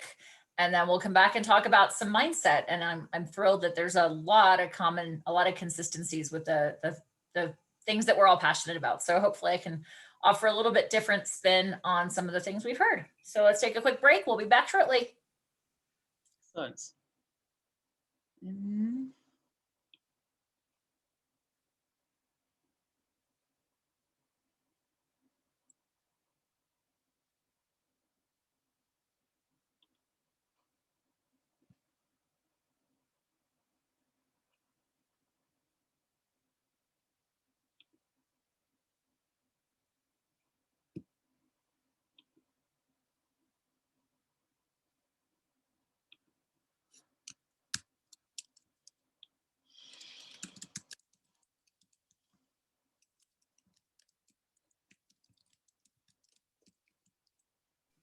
Hey, Elizabeth, just FYI, your mic is still on. Thank Which you. is fine. I just didn't want you to not know that. You didn't want me to start to sing. Oh, I mean, I'm not opposed to that. I have to say, so we should be looking for the advantages of learning from home. And definitely one of the advantages is that I can sit here with my twisty chair and twist back and forth and back and forth and back and forth. Mostly I can keep it from not showing on the screen. And I have to say the other thing is that I often mute myself and I hum. Because if I'm humming while I'm listening to other people, it helps me to focus. Absolutely. So it is true that helping our kids find out how learning online, how to make it work for them, there are some advantages. Absolutely. Yes. Deborah, you're going to introduce Clarissa, correct?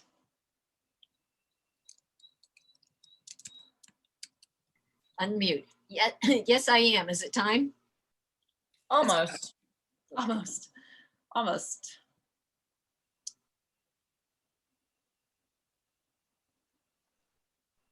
All right, y'all got that? Can you see my Yep. Yes, I can see it. my pilot hopeful? Start my video. Just let me know when you're ready.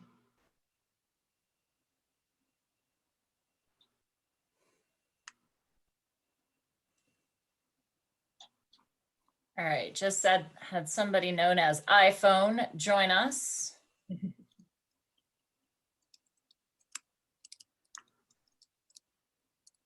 All right, I'm good to go when y'all are. Are we good? Thumbs up, notes, carrier pigeons, whoever's ready. Let's go. Okay. I would have the great pleasure of introducing Clarissa Constantine. And I met Clarissa when we went through this in November 2020 Children's Mental Health Conference. And I've been so impressed by her. So I'm really pleased to be able to do this. Clarissa is an only child who had a tough relationship with her mom. And during college at the University of Hartford, which is in my backyard, she began what would turn into a decades-long career as a test prep coach. She's helped thousands of kids around the world navigate the college and grad school admissions processes. Along the way, she's joked that she sometimes finds herself playing the role of therapist more than tutor, helping kids manage the stresses of their life. But no matter how many young adults she helped, she longed for a closer, more intimate relationship with her own mother.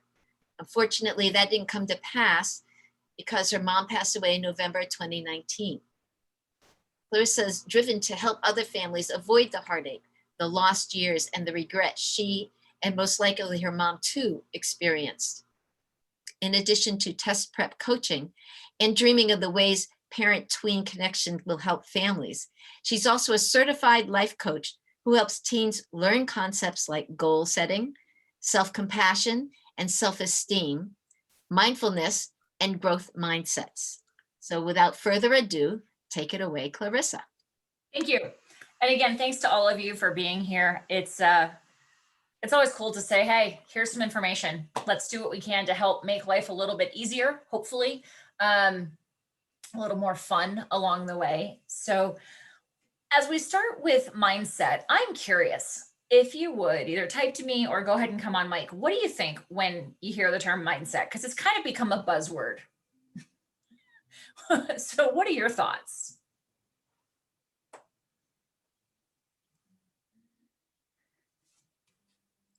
Life perspective. Okay, absolutely.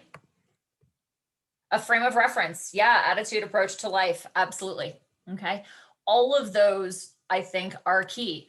If we were to go back to the dictionary definition, which is where I always start, is it's a fixed attitude or a disposition or a mood, or kind of like an inclination, like what's your tendency towards something?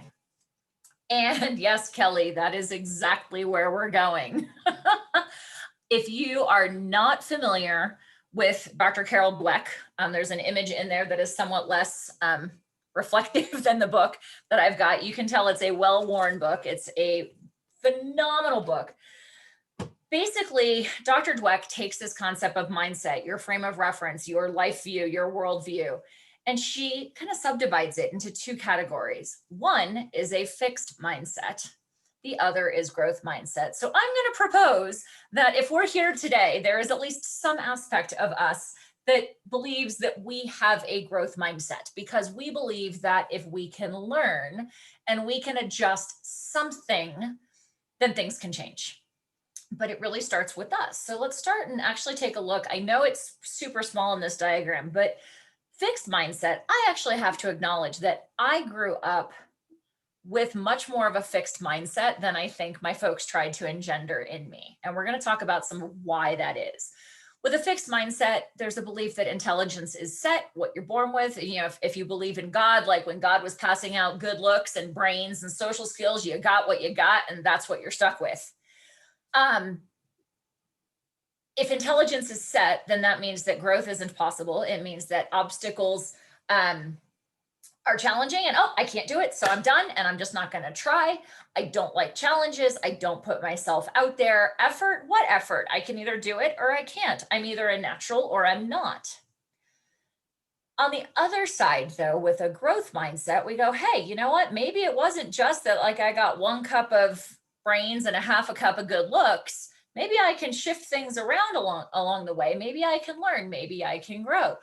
I look at challenges as opportunities. And this goes back to what Elisabeth was saying, especially in those middle school years, setting up the opportunity for kids to fail, not because we want them to fail, but because we want to engender in them the idea that failure isn't bad. Failure is a learning opportunity, not the end of the world, right? Now, when you have a mom who I'm sure was well-intentioned, but like when I was in 9th grade, back in the day when class ranking was the thing, in 9th grade, I was first in my class. Like I was like 1 out of 143. What does that mean? And I literally remember going up to my high school, my English teacher, Dr. Bucklew, she was my homeroom teacher, going, Dr. Bucklew, what does this mean? And she's like, oh, you're first in your class. I was like, oh, cool. I graduated. I was 7th in my class. And you know what my mom said to me? Well, that's great, but why weren't you first? Right, Catherine? Like seriously, like 7th wasn't great. I still had almost straight A's, right? But in my world, the world that I grew up in, and I acknowledge now that it's because my mom wanted me to have every opportunity that I could have. And from her experience, good grades were the way to get there. But the message that I got was, you can't fail. So know that, right? Exactly. You don't win the silver, you lose the gold. You're the first loser if you're second, right? So keeping in mind that some of these things that we talk about, like we don't encourage our kids to fail. We don't encourage them to see failure as a learning opportunity. So when we start talking about mindset and we acknowledge, hey, mindset can change, in order to help our kids cultivate growth mindsets, we have to be conscious, number one, that we have a growth mindset, or at least some aspect of it. But we also have to pay attention to the messages that we're sending to our kids, because just because we have a growth mindset doesn't necessarily mean it comes out our mouths as a growth mindset. So I'm actually going to reference a couple of pieces rather than like trying to summarize it. I'm actually going to pull a couple of pieces out directly from Dr. Dweck's book. So I'm curious, how many of you have said or have heard friends or colleagues say, wow, you learned that so quickly. You're smart. You're so smart. Or, wow, look at the drawing that Julia just did. Julia's the next Picasso. Julia, I'm picking on you. Love you, friend. Or, wow, you're so brilliant. You got an A without even trying. Like you didn't even crack a book. How many of you have heard that? Right? And how many of us are like, wow, that's positive. We're reinforcing, like we're complimenting our kids, right? We're praising them. Part of the challenge, and I see Catherine going like this, right? Part of the challenge is kids hear things differently. Other people hear them differently. So part of the message that they can hear is, if I don't learn something quickly, I'm not smart. Or, oh, well, I really shouldn't try drawing anything any harder than this, because then they're not going to think I'm a very good artist. Or, well, they said that I'm super brilliant because I did that without studying. If I study, I'm not very brilliant. I'm not very smart. So part of the challenge that we need to consider is when we praise the end goal and we praise the success, like the ultimate first place, grade A, gold medal, then if they're so focused on that end performance, the second they hit a snag, they're like, oh, I'm out. Nope, I'm done. It's too hard. So what should we consider as an alternative? And to be fair, we've got primarily, if not exclusively, women here. I see this more in my students, among my young ladies, than I do among my young men. We tend to be really, really hard on ourselves, perhaps because this is the message that we've gotten about, like, it's the end goal, right? We don't give ourselves grace when we screw up. Anybody else? Right? We don't give ourselves that flexibility. We don't embrace the change. So this is something that we need to consider. We need to consider that we don't know all of this yet. We're learning. Yes, we're adults, but we clearly don't have it all figured out yet because we're still learning, and that's okay. So we want to extend this grace and these considerations to ourselves as well. So if we're going to focus more on the journey, I've got some examples here. Dancers, musicians, academics, athletes. What are some things that we could say instead of, wow, you won the race, or, oh, you had a great ballet solo?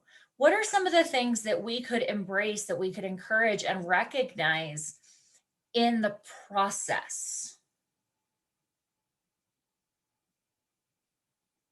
Go ahead and type to me or unmute.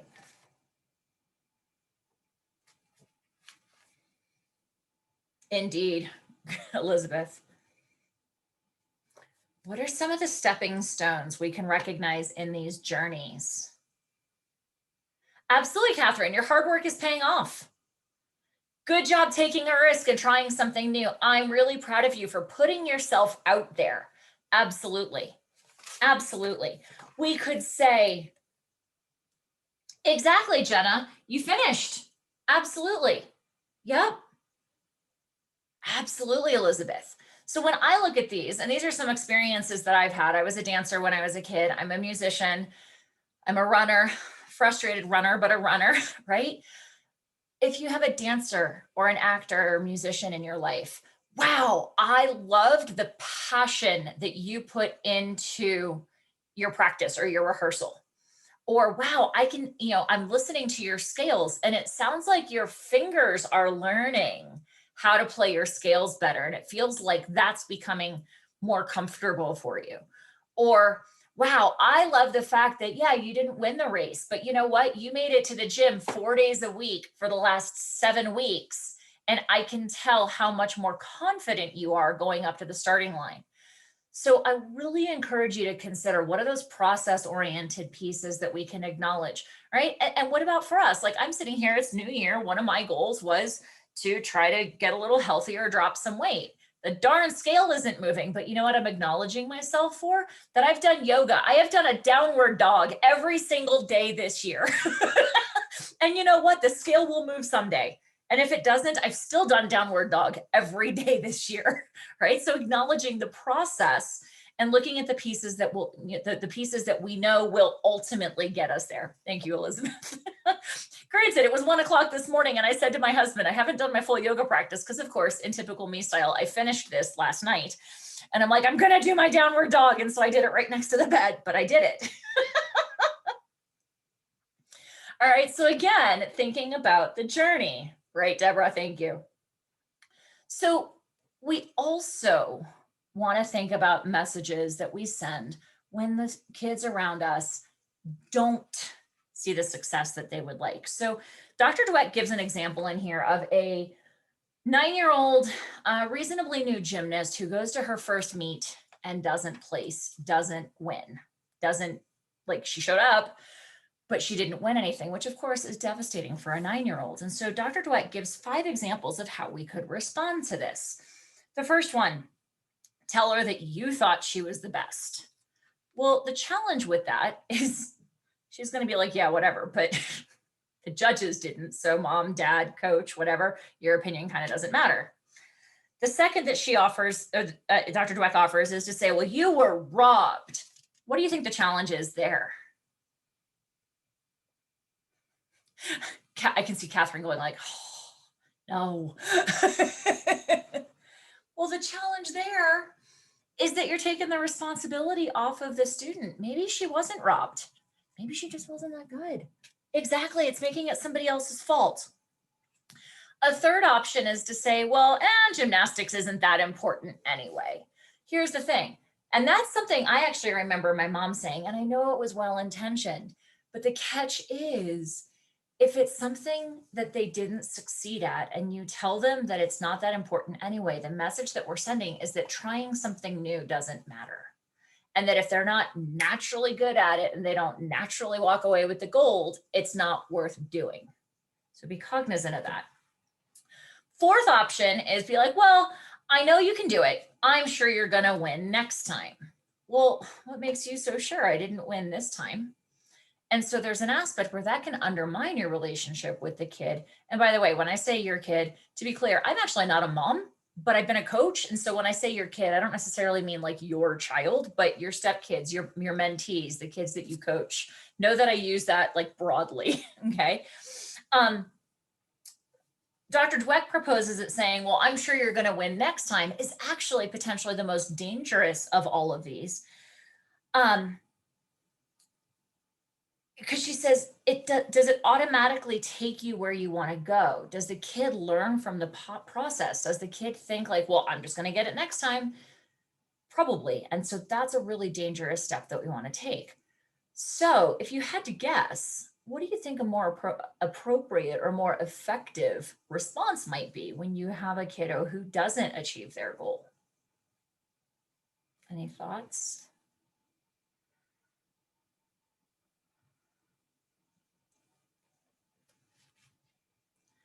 Yeah, absolutely, Deborah. Going, hey, what went well? Again, in that process, did you show up at the gym 4 times a week for 7 weeks? what did go well, identifying, you know, what worked and what we want to recreate. Here's what she actually says. Be honest with your kid that they didn't earn it yet. They didn't deserve that gold yet. Because, hey, there could be other kids. Maybe you've only been doing gymnastics for 6 months or a year, but there's other kids who've been doing it for 5 years. They've developed their skills more. Maybe you only went to the gym twice a week outside of going to the gymnastics studio. Maybe you need to go more frequently. And yeah, it's hard to be like, but you don't deserve it. But if we encourage the idea that it can still be attained, then that can help them increase the likelihood of trying again. Now, it's also interesting that there are some cultural aspects to this. In our culture, failure can be very, very demoralizing and demotivating. And yet, if you transition and consider, for example, some Asian countries, Japan, China, Korea, education is highly, highly, highly revered, highly valued, and very like culturally prioritized. In those cultures, academic failure is a huge motivator because they're like, oh, I didn't put my best in. I want to go do more. So recognize that there are other cultural implications, like Elisabeth and Deborah have talked about, like this, what's going on in the classrooms. But to the extent that we have influence in our little microcosms, we can help adjust that as well. So it's really important that we look for evaluating the process. And this is something I see that Deborah had mentioned. I do test prep. Not only do I work with high school kids on SAT and ACT for college admissions, but I work with grad school bound students. Lately, I've been teaching or coaching a ton of LSAT, which is the law school admissions test. And I see this in my 25 and 30 and 40-year-old students. You know, it'll be like, you know, I give them a short drill and they're like, oh, I only got 3 out of 4. I'm like, dude, that's 75% accuracy. You were at 25% accuracy 10 minutes ago. And you're at 75% accuracy now. Look at the growth. And they're like, but it's not perfect. Oh my God, you're a grown adult. And so that's why I say, like, acknowledge that we fall into this as well. Remember that, especially once we have our kids in that middle school into high school range, like Elisabeth was saying, you know, we're not the automatons or the autocrats anymore. We're not dictating things. We're adjusting more into modeling and coaching and mentoring as we are directing. And so the more that we can work to not bring judgment in and to use the opportunity to teach and to learn from. And like Elisabeth was saying earlier, you know, Jenna, you were like, well, how do I approach this? And Elisabeth was like, well, maybe acknowledge to your kid that you don't have it perfect and be like, it's okay. I made a mistake. That vulnerability to your kids shows them it's okay to be human and it's okay to make a mistake. And that you know, if it's okay for us to make a mistake, it makes it more okay for them to make mistakes as well. And just be like, hey, we're all learning. Cool? Thoughts? Okay, Jenna, I see you grinning. Any thought coming out of your head that you want to share? I used to say to my daughter, oh, I just made my very first mistake ever. And she'd go, Mom, you make mistakes all the time. And I go, oh, okay, well, no big deal. So she understood that making mistakes didn't really alter who I was or what I was doing or my mood. Mm-hmm. Good, love it. No worries, Kelly, thanks for joining us. Okay, so one of the things that I want you to consider, and this very much comes from my own experience and keeping in mind, like in my coaching that I do with families and teenagers and parents, it's a lot about how to maintain connection with your kiddos. Because if you can maintain those stronger ties, then it makes navigating a lot of these difficult things easier. I'm not going to say easy, but easier. And I would argue that any of us in mentorship, parental coach roles, we want what's best for our kids. What comes up though is that our definition of what's best doesn't always match the kid's definition of what's best. Have we ever seen this? Perhaps you lived it as the teen. That's certainly what I did. And this is where a lot of what Elisabeth was saying of like asking them, one of my favorite words or favorite phrases is tell me more. Or why is that? Or what if, like asking exploratory questions to get the kids sharing more about them. Here's why I invite you to consider this. And again, this is 100% from my own experience. I believe my mom 100% wanted what was best for me. Her definition of what was best for me and my definition of what was best for me frequently did not align. And what ended up happening, you know, Elisabeth and Deborah were talking about like this, right? That happens in those teenage years.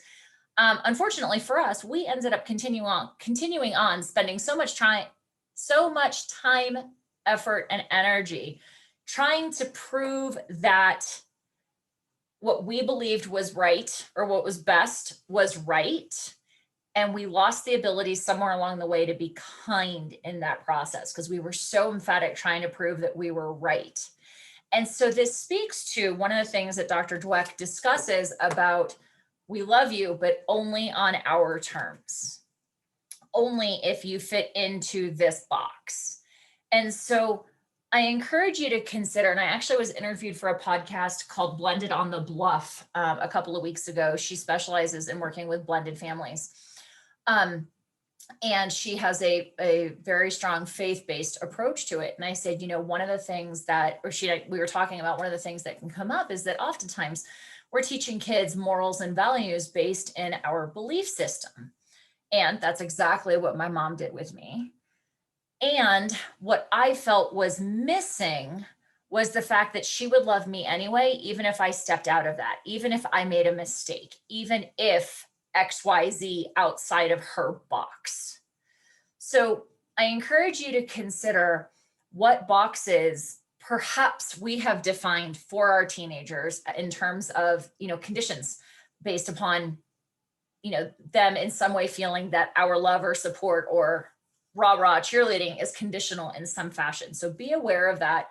Just consider it in the messages that you're sending to folks. TED Talk. I don't know which TED Talk. Okay. All right. So one little tidbit that I think Catherine might be the only person who knows here, and you might not know that either, Catherine, is I actually was a personal trainer for 8 years. Catherine said no. I've known Catherine since we both lived in San Diego like 17 years ago. No, that was a podcast I was on. Yeah, so I was interviewed just a couple of weeks ago. It's called Blended on the Bluff is the woman who interviewed me. So I was a personal trainer. I also openly acknowledge, publicly discuss the fact that my husband and I both deal with diagnosed mental illness. And so going back probably a decade or 12 years, I started doing a lot of research on the brain-body connection. Now, you're probably going, what the heck does this have to do with mindset? Well, let's lay a couple of foundations first of all. Here are some numbers about what's going on here in the US as of almost 2 years ago. 1 in 5 teenagers qualifies as obese in this, or at least overweight in this country. That's a lot. But of course, we always look at it from the physical side of things, right? But what about the mental side? What about not just the mental health, but the actual academic side of things? So in going and doing research, according to the National Institute of Health here in the US, numerous studies have shown an inverse relationship between obesity as measured by BMI. Now, I will acknowledge that BMI is imperfect, but it is a measurement tool. But they've acknowledged an inverse relationship between being overweight or obese and grades, right?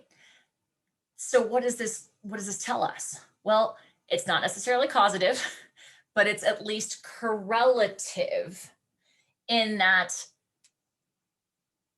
there are physiological things that go on when we have more weight on our bodies that absolutely impact our brain. How many of you recognize that a lot of us walk around like we're a society of bobbleheads?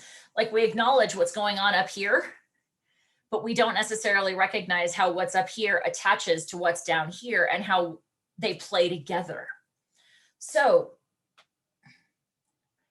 I absolutely 100% agree, Deborah. A lot of concern comes from fear. So when we start then looking at the relationship between being overweight and obesity, certainly it makes sense that there are psychological impacts, right? When you've got the big kid, or frankly, the underweight, the small kid, right? That's who my husband was when he was in high school. You get the bullying, you get the nastiness, you get the, hey, fatty, or like the really, truly like horrid things, right? Oh, Julia, hang tight on that. We'll come back to that, okay? But here's the thing. Not only do we end up with the bullying, the low self-esteem, we also find that the psychosocial impact is that kids tend to lose the idea that things will be okay, that things will work out. So like you were talking with blended families earlier, Elisabeth, about like taking the long view. Kids don't have that. They just don't have the capacity to do that. So again, we don't necessarily know like which came first, the chicken or the egg, whether it's the bullying and the abuse and such that leads to the physical increase in weight, or the physical increase in weight that leads to the bullying, but it really does become a cycle. So when we look at this and we think about like, hey, how does this play into mental capacity? Well, this is where another one of my favorite books comes in. If you have not read this, I strongly, strongly, strongly encourage you to do so, not only for your kids, but also for yourselves. Dr. Rady, as you can see, is a professor of psychiatry at Harvard Medical School. Exercise is the single most powerful tool we have to optimize brain function. And so what do we have going on today with the pandemic? Kids sitting in front of screens a lot, kids not getting out, kids not moving, likely driving each other crazy, possibly fighting with siblings more. A lot of it has to do with the fact that we're not getting the movement, even just getting up and moving classes.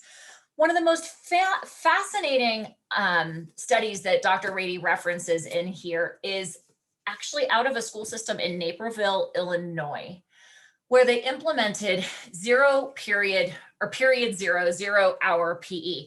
Basically, it's like the kids would come in and get exercise before school. Now their requirements, they all used heart rate monitors, and they had to stay between 80 and 90% of their theoretical maximum heart rate, which here's the thing, you can't judge without a heart rate monitor. And they even acknowledge in discussing the study that kids who look like they're just trudging and not really doing much could actually be working at that high of a heart rate level. And what they found was that the kids who were in the 0 period PE class showed a 17% improvement in their reading and comprehension in a longitudinal literacy study that they were conducting, compared with less than 11% improvement of the kids who didn't participate in period 0 PE. The kids who were in it and at least did like a mile, 10, 12, 15 minutes at 80 to 90% of their theoretical max saw at least 50% more improvement than the kids who didn't. So of course they weren't going, well, why? What is that? So I'm not going to get into the full biology on this, which I could totally nerd out on, but how many of you have heard of neurotransmitters? Okay, they're the magical things in our brains that like send messages back and forth. Okay, these are some of them. Like you may have heard, serotonin. If you can't sleep, you may have a serotonin deficiency. So if you take serotonin at night, it can help quiet the neurotransmission and such, and it'll help you go to sleep. Many of our mental health related medications are focus in on one or two of these. And I'm not going to say that medication is inappropriate. That would be highly irresponsible of me to say. Reach out to your medical professional if that's something that you're concerned about. What I can tell you is that physiologically, exercise balances out the hormones and the neurotransmitters. So it can be a contributing factor to balancing all of that out. Well, here's the thing. If your neurotransmitters are balanced, they are neurotransmitters. They help the information process more effectively. If the chemicals in our brains are better balanced, messages are going to transfer more effectively. Make sense? They've also identified Oh, very much, Deborah. Very much. They've also noticed in studies that as the amount of cardiovascular exercise increases, the amount of brain-derived neurotrophic factor also increases in our brains. Now, BDNF is critical to our ability to learn. And in fact, a study done in Germany that Dr. Rady references back in 2007, but they did a study, they had folks try to memorize vocab words before exercise and then after exercise.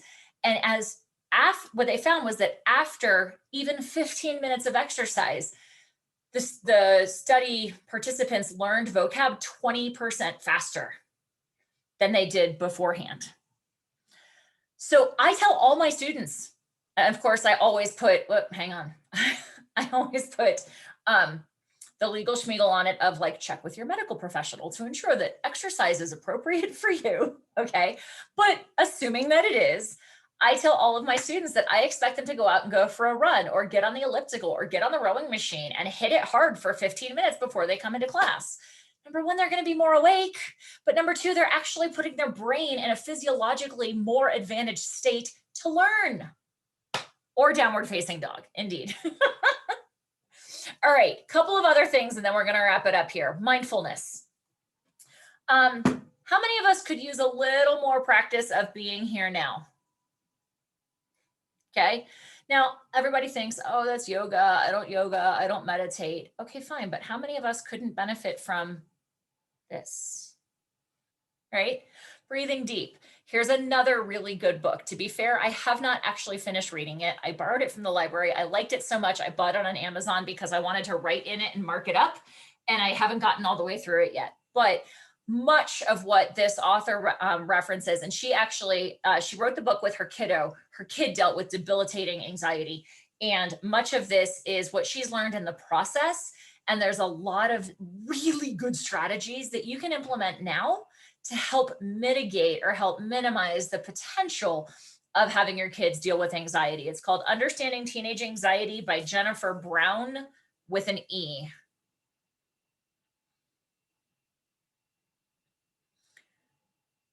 All right, and so one of the short strategies that I'd like to share with you is this. When I ask you, where are your lungs? Where would you typically point?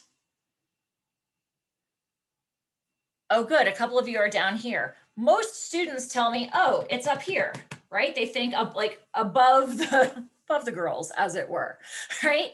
But in fact, they are below, on the sides, and even in our backs as well. So I want you to imagine that your lungs are like a balloon. And as you breathe in, imagine the balloon filling in all directions, front, back, side, dropping down. And then when you exhale, that balloon is shrinking. If you consistently, intentionally practice this, 3 to 5 breaths 3 times a day, I would bet that you're going to find your overall levels of stress come down and your ability to manage them goes up. That is an example of mindfulness. It's short spurts of giving your brain a break. I am also a huge fan of this resource. I start every one of my classes with this. If you're in my Facebook group, I've had some pictures of this. This is actually created by a friend of mine at sayitwithgratitude.com. And it's literally a card deck with all these fantastic resources of just questions that you can just ask at the dinner table or ask, while you're out for a walk with your kids or something. Because here's the thing, studies have shown that gratitude increases the happy hormones in your brain. And you cannot at the exact same time be both happy and sad. Granted, the happiness may feel fleeting, but if you can at least take 2 minutes and be like, hey, what am I grateful for? What it ends up doing psychologically is you recognize that much of many of the things that you're grateful for actually come from outside of you. So it helps you gather an appreciation for the people in your community, for nature, for the fact that an animal gave its life for you in order to have a hamburger, or that there's a farmer who grew the grain that created the bread that you're eating. It gives you a stronger sense of community. It can help increase feelings of confidence or belief in a higher power, all of which can contribute to overall better minds, basically. Okay. The last thing that I think is really, really, really important in cultivating a mindset for success is having a community and having a connection. I'm in a Facebook group with a life coach who she posted last night. She was like, who do you go to when you have questions or when you need support? And a couple of people were like, oh, my one best friend or my one this person. And I stopped and I started thinking about it. And I was like, my goodness, I didn't even realize it, but I am so grateful that I have created such a community of people around me that I can lean on. Here's the biggest thing I want you to understand as moms. You are not alone. I don't care what you're going through. You are not the first person to go through it. You are not the last person to go through it. You are not the only person going through it right now. So look for those places. Elisabeth has a phenomenal Facebook group for middle school moms. Deborah has a Facebook group for the Awesome Mom Tribe. I'm the founder of the Parent Tween Connection. Facebook groups, local groups. I know local groups are a challenge right now because of the pandemic, but find people where you can go and ask for help, because you don't have just one friend that you turn to for everything, right? If you don't yet have that tribe, there are people there who can be that for you. Find them. Because that way, when you're in that moment of doubt, that moment of being down, that moment of, I don't know what I'm going to do with my stepkids, right? You can reach out to Elisabeth and be like, dude, you're a stepmom too, help, right? We just had something last night in my Facebook group where a parent came in saying that she's struggling with her transgender son and she doesn't know what to do. I happen to know a mom of a transgender individual. I reached out to that mom and I was like, hey, there was a post in the group. Can you go offer some support? Like, I want to make sure that you saw it. And she totally did and was like, hey, I'll get on the phone with you. I guarantee you are not alone unless you let yourself stay alone. Don't do that. That's not good for mindset. Okay. So that's my perspective. I'm going to open it up and I'm going to say, hey, feel free to connect with me. I know some of you I'm already connected with. There's my email, my Facebook group, and as a gift for anybody who's interested, if you are interested in doing some exploring on how to have a better connection with your kids, that is my specialty outside of the test prep world. Happy to chat about that. And then my final request is, and actually I'll copy and paste this. If you got value out of today, it would really be awesome if you would be kind enough to share on your social media, share the link. We are doing this exact same workshop tomorrow, starting at 2 p.m. Eastern, out to 11 o'clock Pacific. So if anybody missed it, or you know, folks, on my calendar, is it really 11? Oh, did I say that wrong? I don't know. What time is it tomorrow? I hope that it's noon tomorrow, but I'm gonna go check. We'll confirm it. Yeah, Mine is maybe I might have said that wrong. I've got it 3 o'clock Eastern Standard Time. Okay, perfect. I was wrong. 3 o'clock Eastern Standard, noon Pacific. I'll show up when my calendar tells me to show up. And yes, I absolutely agree. You know, I completely forgot to put that in there. That is one of the foundations of the programming that we do through Parent Tween Connection is volunteerism and philanthropy and giving back. 100% agree on that. Cool. Thoughts, questions? I'm going to go find that link. Go ahead, Elisabeth. Fabulous. That was really fabulous. Thank you, Clarissa. Thank you. So much interesting information there. Yeah, you know. What's so interesting is that how we all come from different backgrounds and we all believe the exact same stuff. Yeah. Agreed. All right. Well, there's a link to the Facebook. It is one Facebook event for today and tomorrow. And if you do feel comfortable sharing, please do ask folks to actually register on the Parent Tween Connection website so that we can get them, we can email them with the link for tomorrow's event. The actual Zoom link for tomorrow is a different link than today's. So if you could just put a note, like make sure to register, that would be great. And Also, if that you did get a little overload, you're welcome to come back tomorrow. yes, Indeed. a real glutton for punishment. We'll be here. My dad's coming tomorrow. Oh, that's so sweet. I love it. John. Yep. Yeah. So, well, thanks. At the same time, if there's something that was missing today, you can put it in the chat to everyone or privately, because we are doing it tomorrow. So we had a chance to do this all over again. So Exactly. if there's something that you thought that we didn't talk about that you thought, oh, you know, it'd be really good to add. We'd love that feedback too. Thank you. Cool. So, Well, thank you. Thank you. And Catherine, yes, we're going to talk about the whole college admissions thing. You and Linda and I will be doing some more stuff through Parent Tween. So thank you, Jenna. And thank you for inviting And friends. thank you.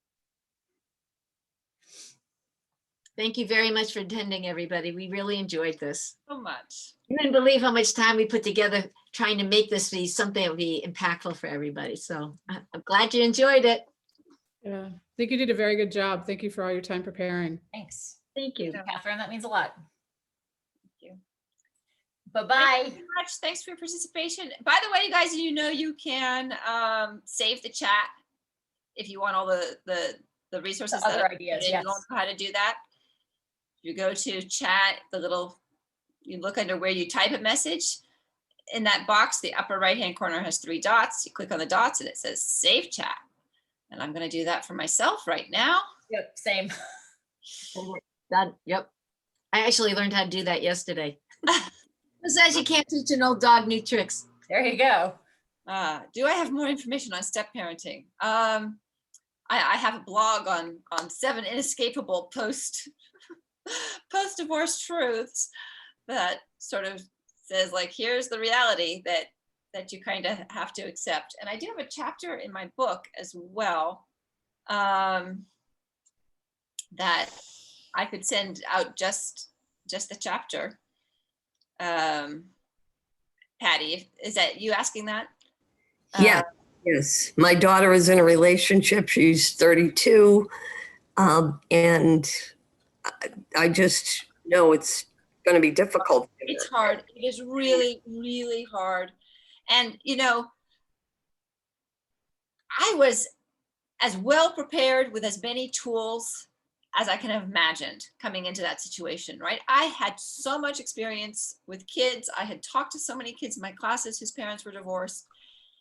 And it still was incredible to me how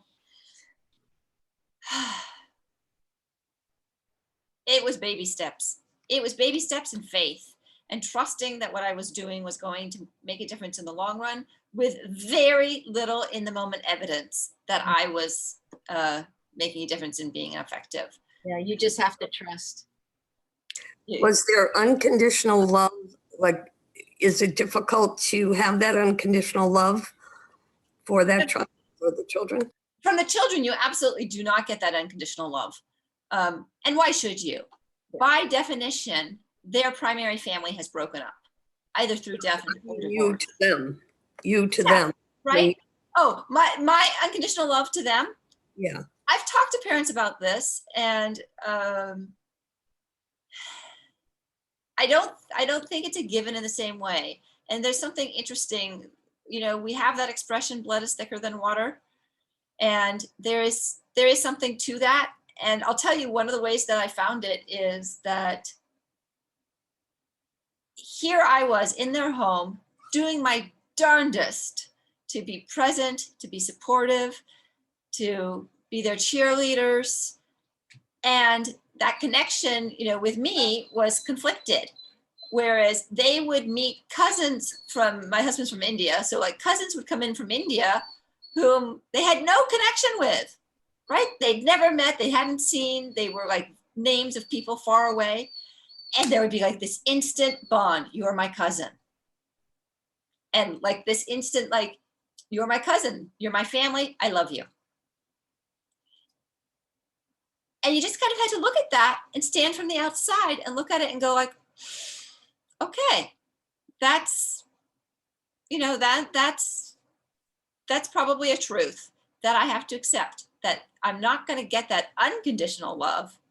So I just have to work on being loving myself and having an expansive, open heart, even when I'm getting no affirmation in return that you know, these kids are deserving of my love. They don't have to be deserving. they're just appearing in your life too. It's not like you're building that relationship from scratch. And it's like an abrupt thing. This person that you're interested in also has these other people. And I imagine it's like when you marry and the relationship you have with your in-laws, that they want to automatically love and accept you because it'll make everything peaceful, but that doesn't mean it's necessarily there, and that it will grow. Well, and you and your in-laws actually have a lot more intellectual capacity to recognize the nature of the relationship. Exactly. All kids in the step situation recognize is that your presence is shattering any hope. And I have found that I've talked to kids and I've said, but you seem like you have a really great relationship with your stepmom. Oh yeah, she's totally great. But why but you still have a problem with her. And I've had 7th graders say to me, well, she's just the proof that my parents are never going to get back together again. And I'm never going to have my one house together again. And like, she's okay. I like her, but I don't like her in my life. I don't like the fact of her. And I think that's something I think that that's something my boys will finally be able to look back on and say, like, Elisabeth, it's nothing you did. It's nothing you did. You did a lot that was right, and there's really nothing that you did wrong. But What you represent. But yeah. Suppose that depends on the age of the child when you enter into their life, right? I mean, the younger the better, no? Well, yeah, you would think so. My kids were, I mean, when my daughter and I moved in with my husband, my boys were 4 and 9. But, and the 4-year-old was a very immature 4-year-old. And in fact, his parents were divorced when he was 21 months. So he has no memory of his parents being together. His entire life has been this shift back and forth. But they're still, they get to that 4-year-old stage when they're learning about family. And no matter what, even though we're reading the book saying families come in all different shapes and sizes, family can be, a grandmother and a grandchild. Family can be 2 moms. Family can be, even though we read them all the books, cognitively, that idea that family is mom and dad and the children in the same house together is so strong. It's fascinating. It's fascinating how. Well, and that speaks like what I was saying, with growth versus fixed mindset, so much of it is cultural, right? That like, yeah, we can choose to define family however we please, but when everybody else is like, oh, well, their parents are still together and their parents are married and it still feels like you're the one who's different.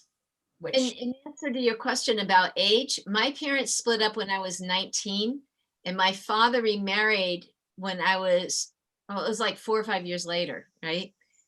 When he remarried, I had that exact feeling of, now my parents will never get back together, even though they've been separated all those years.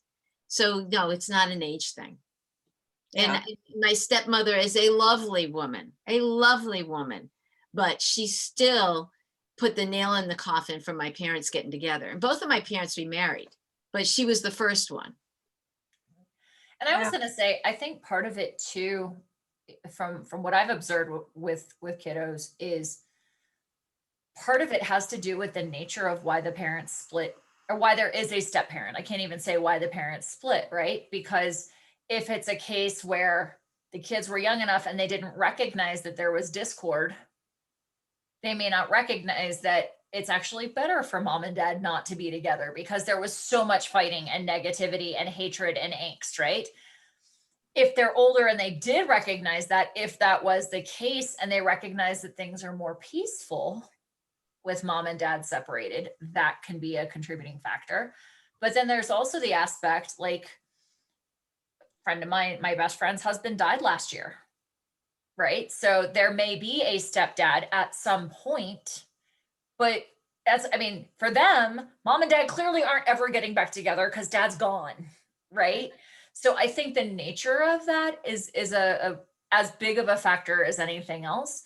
But I think it's also about how the concept is introduced to the kids. You know, sometimes, you know, the image of the evil stepmom comes in, right? Where it's like, this is my house and your mom's a bleepity bleep and all of this jazz, right? As opposed to perhaps in your daughter's situation, right? Is it a male partner? Just making sure, right? As like how dad says to kids, hey, look, you know, mom and I aren't getting back together. This is somebody who's important to me. She's not going to try to be your mom, but she is an adult figure in your world, you know, and how the bio parent or adoptive, the non-step parent addresses it with the kids is a big factor in that. And making sure that the two adults are on the same page with all of that is key. I mean, I think And if, you have the so third, in my case, my daughter was going, right, I was a stepmother to 2 boys, and my daughter was going to a house where she had a stepmother. And that was actually a very successful relationship. And I give myself all the credit because I kept saying to my daughter over and over and over that Natasha is wonderful. And Natasha can do things that I can't do. And she can be there in the ways that I can't be there. And, you know, she's going to help, you know, she helps keep, daddy has ADHD. She helps keep daddy organized, which means that daddy can show up for you better. And I, you know, I just kept talking her up over and over and over. And we have a sufficiently, this is like the crown of my cap. This is the one thing I really like to brag about, is that my ex-husband and Natasha, I am their younger daughter's guardian of choice should they both die. So, you know, and that was the thing too, was that in terms of like my daughter has a little sister at another house, and we've never like, I don't have a label, but that Nika knows I'm one of her people. I am part of her extended circle, because I didn't want that little girl to feel my sister disappears to this strange other house all the time. So anytime that we came together for school events or picnics, you know, soccer games and stuff like that, and Nika was there, I made sure to have a really great relationship with Nika and to praise Natasha a ton for her mothering of Nika, to reinforce her sense of who she was as a mom and my trust in her to mom my daughter. Now, that doesn't mean that there weren't a few times when I was like, you know, but I took that to my girlfriends, and I took all that to my girlfriends, and I raged and I cried and I said, it's not fair. Somebody else gets my kid 50% of the time, and I didn't get to choose that person. But I took all that away so that with my own daughter, I could show up with as like, aren't you lucky you have a Natasha? And on the whole, she did a great job. She really did. hearing to Clarissa's point, you know, mindset, positivity, love, trust. And I'm hoping that all of those things will win the ex over. My Rachel seems to think, no, I'll win her over, Mom, because she's angry now, you know, and it's been 2 years, but she's still very angry at the breakup. And so, of course, you want everything easy for your children. And so I'm like, oh my goodness, you know, she's going to have easy. down ahead of her. It's not. And I read somewhere that it takes 15 years to blend families. 15 years. And I would say that was about it in terms of like, if I think that my youngest was 14, it was about the end of high school where there was an ease and we had enough built up history so that we had our own story. That was our story as opposed to, you know, all the layers of everything else. 15 years. One of the things that you can say to kids is that, you know, we've got this household and we've got this household, and they're going to be different, just like the this classroom with this teacher is different than that classroom with that teacher. They may be teaching the same stuff, but they're going to do it different ways, but you're still going to come out on top either way. So Yeah. it's not going to be the same. So you don't have to worry about trying to make everything match. Right, and it's, and again, so supporting, if you are a mom sending your kids away, supporting the stepmom is super important. But in any case, praising the other parents, right? So every time that I could find a way to praise my boy's mom, you know, I did. I was like, oh, your mom is so great at that. Oh gosh, your mom is so organized. I love the way that your mom's on top of everything. And did she ever come around? I would say no. I would say she never did, you know. And I tried so hard in the beginning, and I had so much faith in my ability to bring her around. And I just grossly underestimated the fact that I was not going to be the person who was going to be able to have an influence on her. Well, and to that point, like, I'm sorry, Patty, go ahead. No, I was going to say, I feel like I've taken up enough time. I don't know if Carrie has a question as well. Are you guys on speed dial? Any chance of that happening? I was just going to say, at the end of the day, and this is again, one of those things that most coaches are going to talk about, it's the concept of locus of control. What is within your control and what is not, right? She may never win the other mom over, like Elisabeth is saying with her son's bio mom, may never win her over. But at the end of the day, the only thing that you can control is you and how you show up, or in this case, like your daughter, how she shows up for those kids. But the other side of that is, and this was something that one of my early therapists taught me in relation to some stuff my husband and I were navigating. You know, in any relationship, you get into this dance, right? And you get used to like, well, if I go this way, the partner in this relationship is going to go this way. But then if I push like this, then that person's going to step back, right? Well, if you get used to dancing like this, and then all of a sudden you go like this, the other person's going to be like, what happened? Right? And so anytime, like we were saying, like baby steps and changes, if you make these monstrous changes and don't warn the kids, like Deborah was saying, they're going to freak out, right?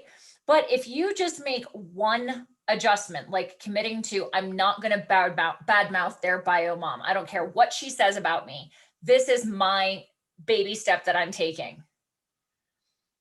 Then the people in that relationship will adjust in some fashion. I don't know how they'll adjust. It might be more vitriol, right? But the only thing you can control is you, and you choose what role you play in the situation and how you want to show up. And if she can let go of the hope of winning her over, the hope of changing her, like the bio mom may hate your daughter's presence because your daughter is the indicator that they're never getting back together. Right. And so again, that comes back to like, what's the nature of how the relationship ended? Was it an agreeable split? Was it disagreeable? Who knows? Right. And again, you just can't change the basic fact that that mom has lost her child 50% or 40 or whatever percent of the time it is. And that no matter how wonderful your daughter is, your mom didn't get to choose it. I get to choose what school I send my kid to. I get to choose what doctor I send my kid to. And those are much less significant relationships. And I don't get to choose her stepmom.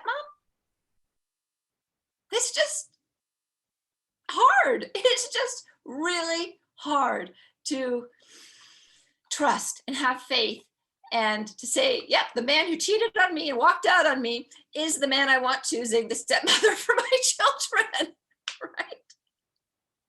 So it's all great, you guys. Thank you so much. And I did ask if I could keep you on speed dial.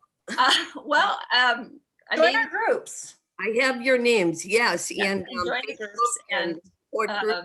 Yes, yeah. Absolutely join our groups. and you know, if Rachel would like, if she'd like one-on-one coaching with somebody who's been there and done that, I definitely have worked with blended families. Okay, awesome. Thank you so much for everything, you all, and please be well. And I'll be back. Awesome. Thank Thanks. you. Have a great one. All right. All right, anybody else who's hanging around, I'm gonna go ahead and remove. Thank you for joining us. Have a great Saturday. Have a great Bye, time. everybody. Thank you for coming. Bye, Carrie. Thank you. Bye, Carrie. Don't report. Ah, hang on. I am I'm Zoomly challenged. Hang on just a second here.